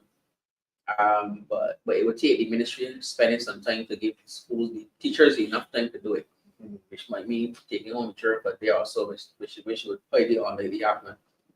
But discussion needs to happen when a child is being promoted, because I want to pick up the child next year, and you have to go over the list, what we call a promotion list, that has the child's name, the child's grade, and not just the grade for every subject, but the grade. It only has in some cases it has the the average grade and the position that the child came in class. I don't tell me what each child has so many friends. So each child got 45, but each child might have got 100 already and then failed 2 classes miserably because either she or she wasn't good at it, or they missed the exam or whatever, or he was sick or whatever, and came in to the exam sick and did it. But so we it doesn't tell me anything about the child that's coming in. Then when the child comes in for the first day of school, some teachers would give a test to find out where each child is at. But I think that a conversation could alleviate all of that. Where the child's teacher, unless it's the same person, because sometimes you move up with the class for one reason or another. But that person who is handing over the children, that's the perfect word there. So you have handing over ceremonies. You hand them over to the new teacher with a little sit down discussion and explain this about this child, and this child can do well, but this child needs those little things. It will require time, but those little things can make a huge difference, because like with the criteria, if that the information reaches the people that's supposed to get in a timely manner, I believe a lot of those little problems that we have, because it's interesting that it does show up a lot of the areas of weakness. The criterion test, the way it's set up, you can see where the child, because the things are grouped according to subject area concept, so you can see where the child fell down in a particular concept within the topic, and you can address them. But you only address them when you get the information. Yes. Right, and I guess that we need to ask the question, why is that data not being provided and how best it can be utilized? Because it's not just a metric for the children, but it's also a metric for the teachers as well. And especially when you have a situation where our children are not necessarily doing well in math. You have the pass rate in math at 35%. So that means that a lot of the concepts being taught in math are not being picked up by the children. So how can you improve on that? And one of the things that I would like to say to with this situation in math in particular is high time that we have specialist math teachers in the primary school setting, and not just because you are the 4th form teacher, class 4 teacher, expect that you can teach math and that you can teach English. Because one of the things that I don't know if people realize is that as teachers, we're human too, so we can pass on our weaknesses. And so there's some teachers that come into the system because the basic requirements are, you got 5 CSCs and it must include maths and English. But then you got people that come in with maths and English, but maths and English at grade 1. The lowest grade that allows you to get into a job, right. A pass. So when you come in with a 45% in or 50% in English or 50% in maths, it means that you're past not only 50% knowledge, because you only get a 50%.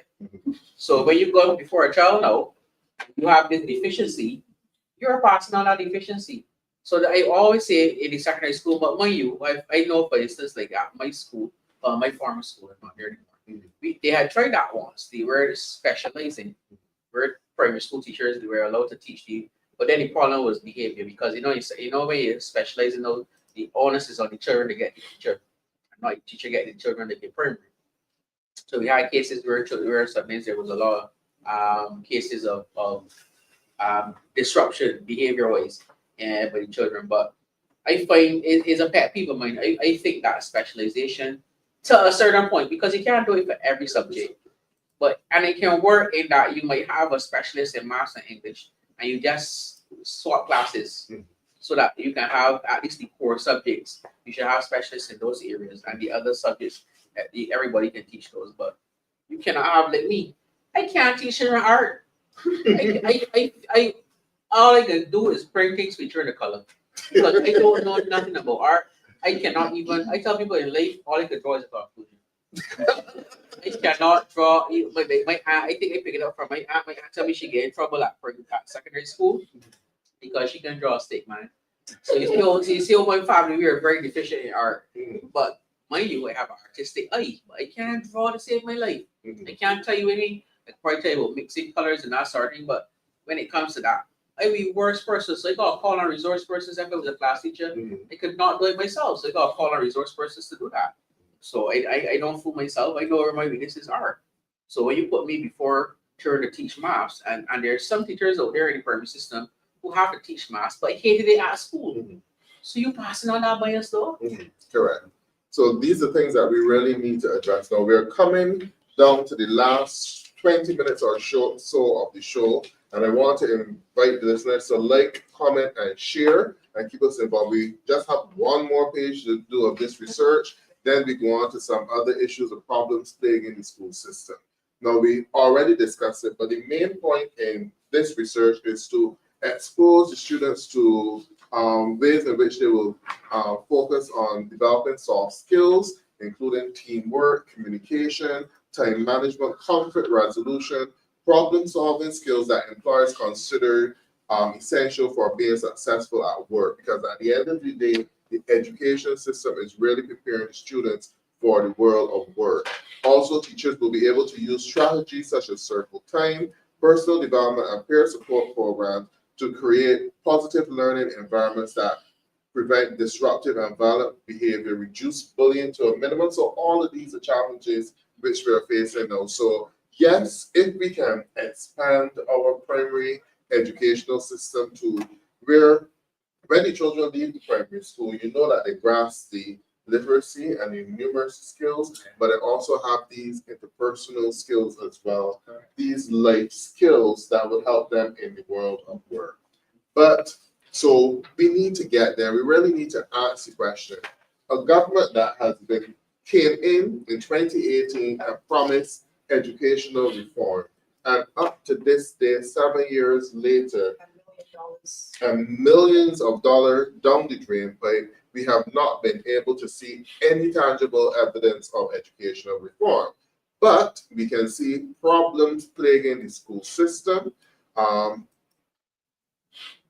which are growing. And I will go to an article from Barbados today, an editorial on the 17th of October, which reminded us of the Grantley Adams School being closed for the entire school term due to environmental problems, which we dealt with a molehill, which they're creating into a mountain that can be easily tackled.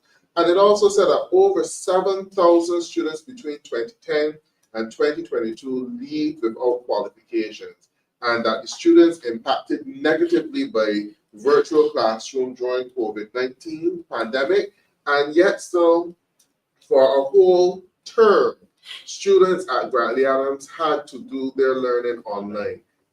Do you know if any assessment was done with those students to see what areas need to be picked up and focused on?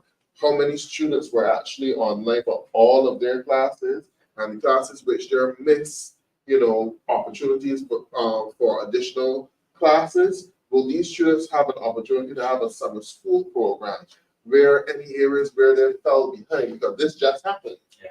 Just happened.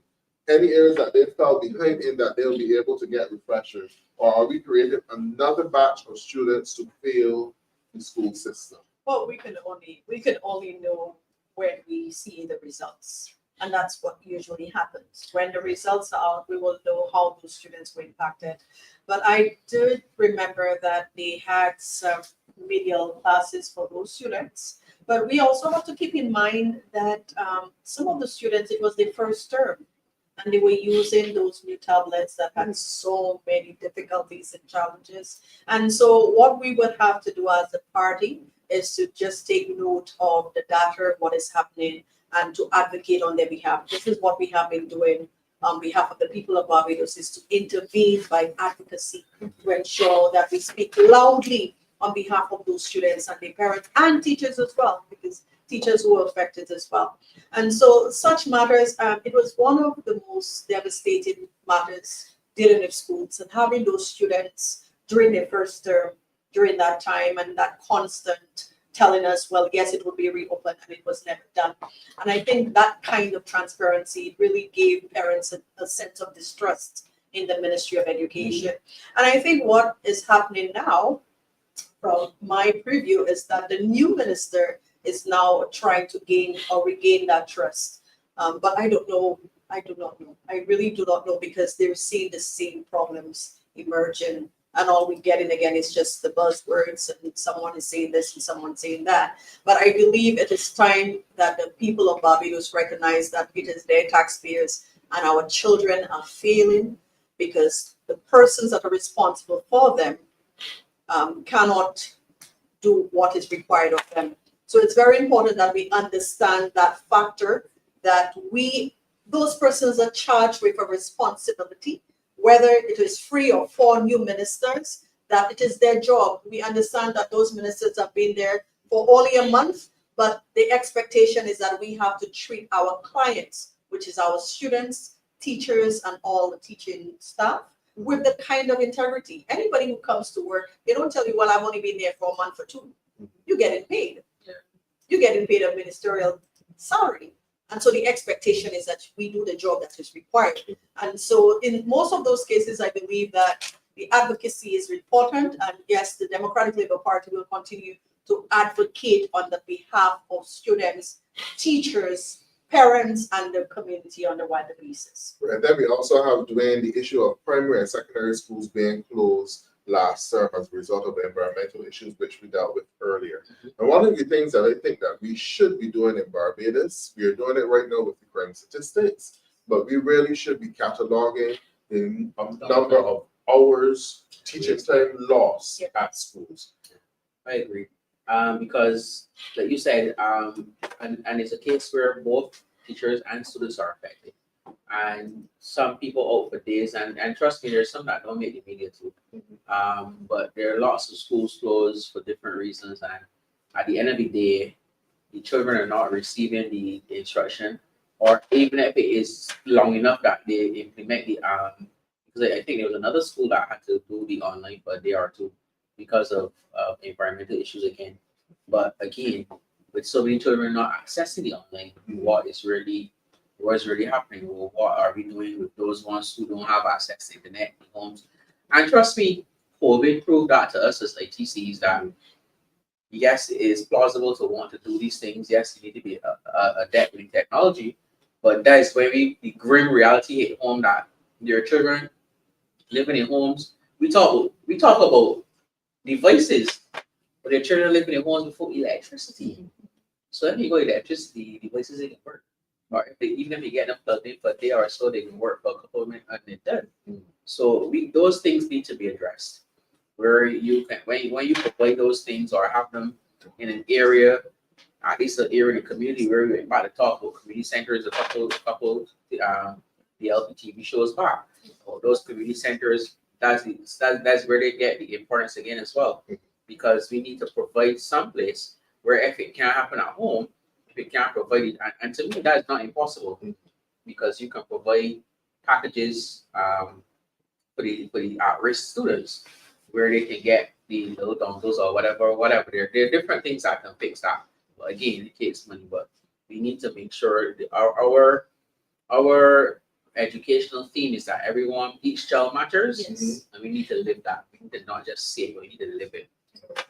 All right, then we go on to another article, Challenges in Education by Ralph Jammett on the 20th of September. And this really highlights the incompetence within the ministry and the ministers as well, because it seems as though the simple things that they cannot get done, the molehills that they turn into mountains. You have a situation with late notifications of the transfer of principals and teachers for the 2024 Michaelmas, that's the correct pronunciation term. And the ministry actually agreed that the communication of the transfers was a disaster. All of these are things that the education system have had to face because of the incompetence of the ministers at the time and the way how they manage the simple things that would ordinarily be done, because it's nothing new in terms of transferring teachers, but there's a process. As well. Correct. And the mere factor that they do not understand the effects that it has within the school system. That when you transfer principals or teachers, they have to make preparations for the other schools or other classes, and all of that. What it does, it actually does not take in consideration that the teachers and principals are human beings and they need to be respected. You cannot call someone the night before to tell them what school they be allocated to or transferred to. I think it's a lack of respect and integrity and the treatment that those persons within the ministry, and I think they deserve the respect that you treat them as employees, but at the same time that you understand that they're human beings as well. And so you have to take that into consideration. And I believe also, and I have to say that, and I think Dwane, you touched on it, that some of those individuals do not understand what it is to be in a school setting. Perhaps the ministers of education, they've never been teachers before, so they do not understand what it takes to do your school planning, your curriculum for your classes, and ensure that you have a work plan and everything else. And then to transfer someone the night before, it speaks quite frankly in terms of what. And we also have to look at that. We do have a teaching commission now. So what is the teaching commission have seen on that? We have one on paper. So all of those matters, I think it's very important that even the teaching commission has to intervene on such matters and advocate, because it's their responsibility as well, that they should be advocating and championing on the rights of teachers, principals, so that they get the kind of service that is needed for them. They do need it. I'm glad that you mentioned the service committee. Teacher That service was one of the commission. recommendations also made by Mr. Johnson. Oh my goodness, because we are treated as civil servants when it best suits the person who is speaking, whoever it may be. Because teachers categorically cannot be considered the average civil servant, because when you start looking at things like education, because a lot of people like to look at that first. So, let's get too much vacation. Vacation that is very much needed though. And then given that the average teacher does not spend, look at us today. 2 weeks Easter, most teachers were in Easter vacation classes. Most of us were union conference. Most of us would have been teaching class 4s for the entire 2 weeks to get them ready for the common entrance. And then the secondary schools, they're dealing with the fifth formers for SPAs and stuff. So it's not really a break. We get a chance to get away from the classroom, but still, and then most of us still end back up in the classroom. So leave out Easter. Christmas, you have Christmas and you have the summer vacation, where again teachers spend their time buying the stuff for taking back to the school, because the schooling are resources that we need. So we gotta buy out of our pockets. But I find that I don't know. It's a funny thing. Yeah, I understand, but that is something definitely that any caring government, because it affects the culture of the schools. When you, in 2023 to 24, they transferred principals again unceremoniously within a few hours of the new school term. Some of them had been in staff meetings with the other staff the whole week before. So it disrupts the school, and then the new principals or teachers who come in now have to learn the culture, and they have to learn the whole organization. So for some period of time, and then you also have a situation now, even at secondary schools and students doing CXCs, that if a teacher is on sick leave, they're not replaced. So there's no one teaching those classes. All of these are things that we need to deal with. You were eavesdropping. But at BUT at our conference, that's one of the things that I raised. I said to the union that we need that I would like them to push that Barbados has a dedicated relief teacher system, substitute teacher, because in other jurisdictions they have them. Yes. And I believe that is something that we need to look at seriously, because absenteeism is something that will happen. Teachers have lives as well. They have sick parents. They have children that get sick. And those things are not planned. As some people like to think that you just stay home for willy-nilly. We don't. But most of us. And when these things happen, we need to have a system where somebody can come in, pick up your lesson plan for the day, and run with it. Correct. Because the ministry, like you said, over the last couple of years, one time the rule was if you're going for 4 weeks, they would provide a substitute teacher for, I guess, economic reasons. But nowadays, people going on long leave and nobody can replace them. People going on sick leave for more than 2 months and it's still so that 4 weeks things seem to contribute. So therefore, the students are at a disadvantage. Yes, correct. And then the staff that remain are overburdened to deal with. So when you had 6 teachers now and dealing with 4 classes, you got 6 teachers dealing with all 6 classes. So their teachers not getting off lessons because you got fully teachers who would have been facilitating off lessons to whole classes. So then everybody's tired and everybody's dying. Right. All right, we're coming down to the last few minutes of the show, and there's one more piece of the show because we really need to bring this home to show the damage which is being done. Because if you do not have a well-functioning educational system, you also will have a society that will be in chaos, young people who are not necessarily productive. There was a study done by the Caribbean Educational System, What Do Declining Pass Rates Reveal, by Leela Bowerkuik. This was published on January 21st, 2025 on the World Bank blog. And it basically states that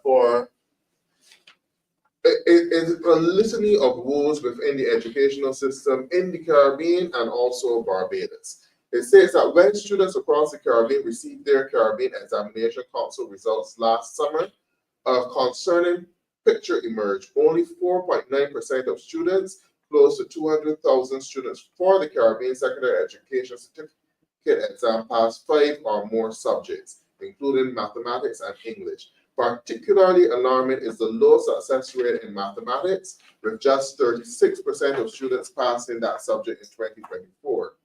Parents and educators are expressing frustration over low pass rate. The cumulative effects of years of poor education outcomes are deeply concerning, especially given the well-established links between education and negative social impact, such as crime, said Paula Ann Moore, and many of us in Barbados would recognize that name as the spokesperson for the group of concerned parents in Barbados and the Caribbean Coalition with regard to her work.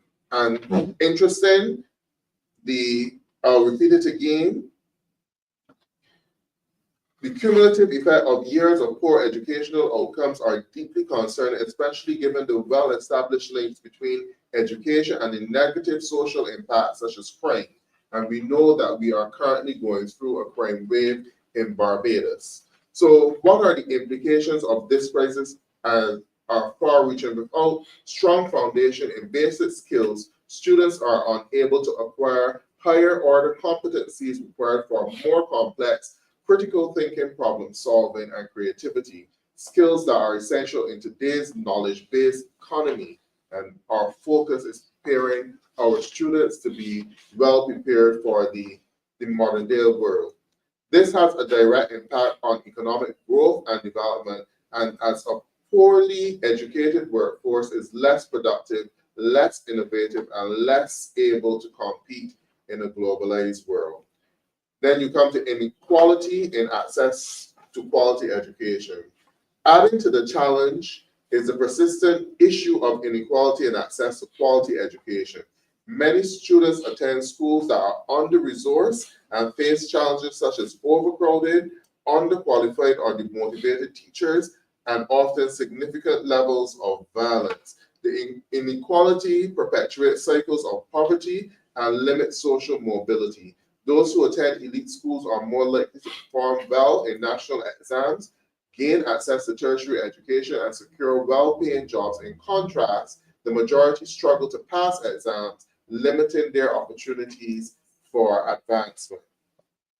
However, achieving better outcomes will require a paradigm shift in the Caribbean education system. Efforts should be directed towards addressing inequality and ensuring a minimum level of quality for all students. Stronger emphasis on foundational learning, increasing resilience and adaptability of education system, strengthening digital education. Now, the World Bank also mentioned here that they are currently doing a study in Barbados, one which was completed in Jamaica and Belize, the public expenditure education public expenditure review. I would be interested and hope that the government will share this information with the people of Barbados on this project, and so that we too can contribute in terms of having a say in how this country develops. But what I must say, that for 7 years, the DLP administration has been in office promising educational reform. And we see the importance of educational reform when we look at the challenges being faced in society with the crime. 7 years on and nothing to show, nothing to report, other than chaos and disruption in our schools. And I give the panelists an opportunity to give their final comments on this. How is it hurting our children? How is it hurting our society? What do we do? So starting with you, Dwane. Well, it has an impact, and that's what people need to realize, that every action what is the law? That every action has an equal and opposite reaction. Right, so we need to recognize that these things will impact on the educational system, and we need to fix them. I mean, urgently fix them because and stop passing on the blame, because I find that Senate is big in Barbados. We like to pass on the blame, and if everybody recognizes that the role that they play, teachers, unions, ministry, education, everybody, parents, community, everybody, all these stakeholders in education. If everybody plays their part, I believe that education can be reformed in Barbados as it's stated. And Felicia? Yes, of course. And I believe that as the Democratic Labour Party, we've always believed in educational justice, where every student, from no matter what part of the society you're from, whatever location that you're from, whether it's from the rural areas or the city, that there's a sense of equity in resources allocations, and that every child has the opportunity, not just in theory, but in practice. And this is the stand that we've always held from the Democratic Labour Party. We have been a party that value education. We provided free access to every student, not only in terms of education, but in terms of our schools meals, in terms of transportation, and in terms of every facet of education. And the Democratic Labour Party will continue to do what is best and to advocate on the rights of students to have quality education in Barbados. And we guarantee and we work very hard to ensure that this mandate of equitable education in Barbados is continued under the Democratic Labour Party. All right, well, thank you to our panelists. And I must say that education reform is way too important to the society for it just to be a buzzword and a talking shop, because after 7 years of talk about education reform, we cannot see any tangible results of educational reform. So what the Democratic Labour Party is basically saying to the government, if you don't know what to do, pass on the baton. We are able to deal with it. We have the ideas, but it's far too critical for it to be left there and for our children to suffer 7 years. Talk on education reform, but yet still the educational system is plagued with problems. I want to thank you for joining us tonight for DLP TV and our topic tonight in terms of education. But before we go, we have a few ads to share with you in terms of what's coming up with the Democratic Labour Party, and I will put them in order in terms of the most recent. On this weekend coming, you have the DLP St. Michael Central Fish Fry fundraiser, which will be on Saturday the 19th at 5:30 p.m. at the George Street Auditorium. The cost of the tickets is $35, and you can call 269-9014 or 266-9014 or 265-3607 to reserve your tickets. And we are looking forward to seeing all of you, greeting you on Saturday at the DLP headquarters, an opportunity for us to mix and mingle, have a sumptuous buffet ready for you. So that's the DLP St. Michael Central Fish Fry.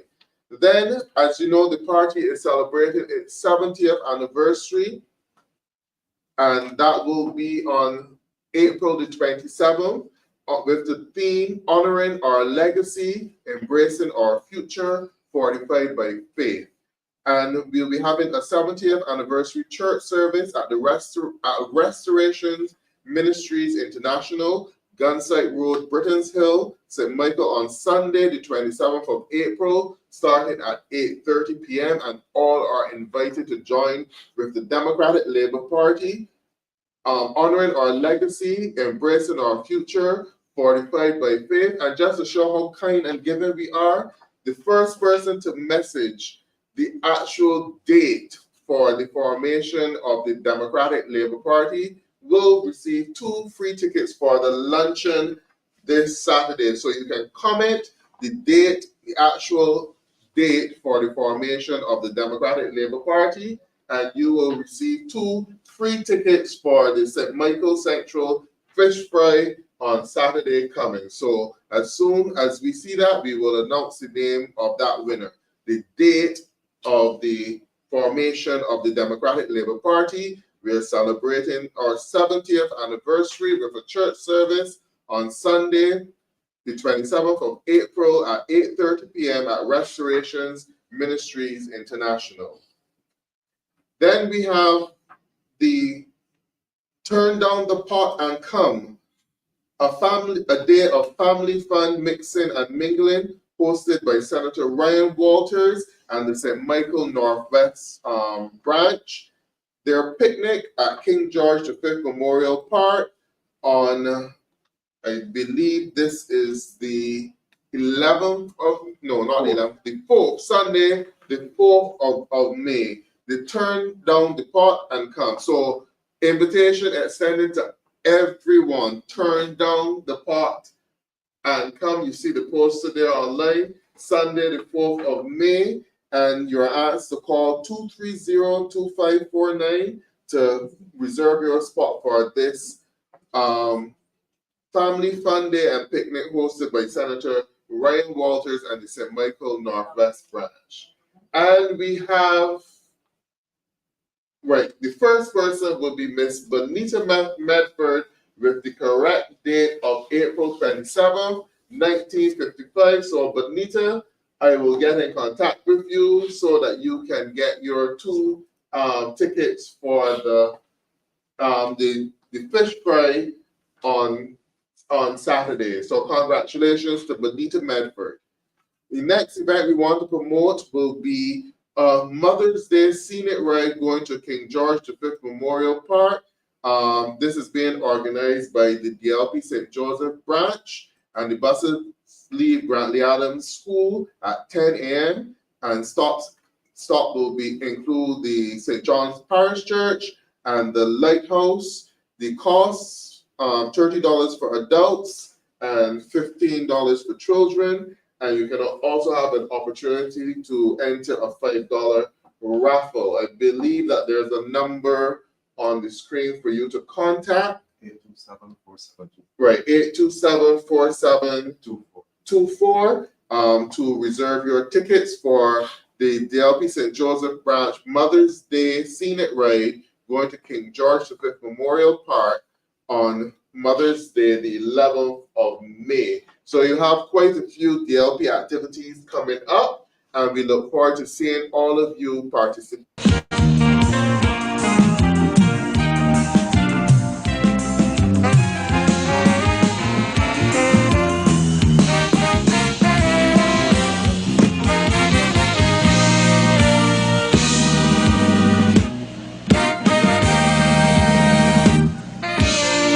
Education, education, this is the foundation. Our rising population needs sound education to be recognized anywhere you go. You got to have your certificate to show, to enjoy any kind of happiness. Knowledge is the key to success. Children go to school and learn well. Otherwise, later on in life, you gon' get real hell. Without an education in your head, your whole life will be pure misery. You're better off dead. For there is simply no room in this whole wide world for an uneducated little boy or girl. Don't allow idle companions to lead you astray. To earn tomorrow, you got to learn today.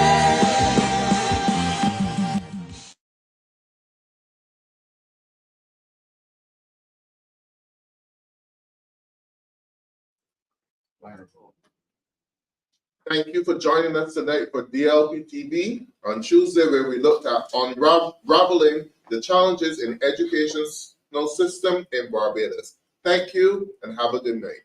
Bye.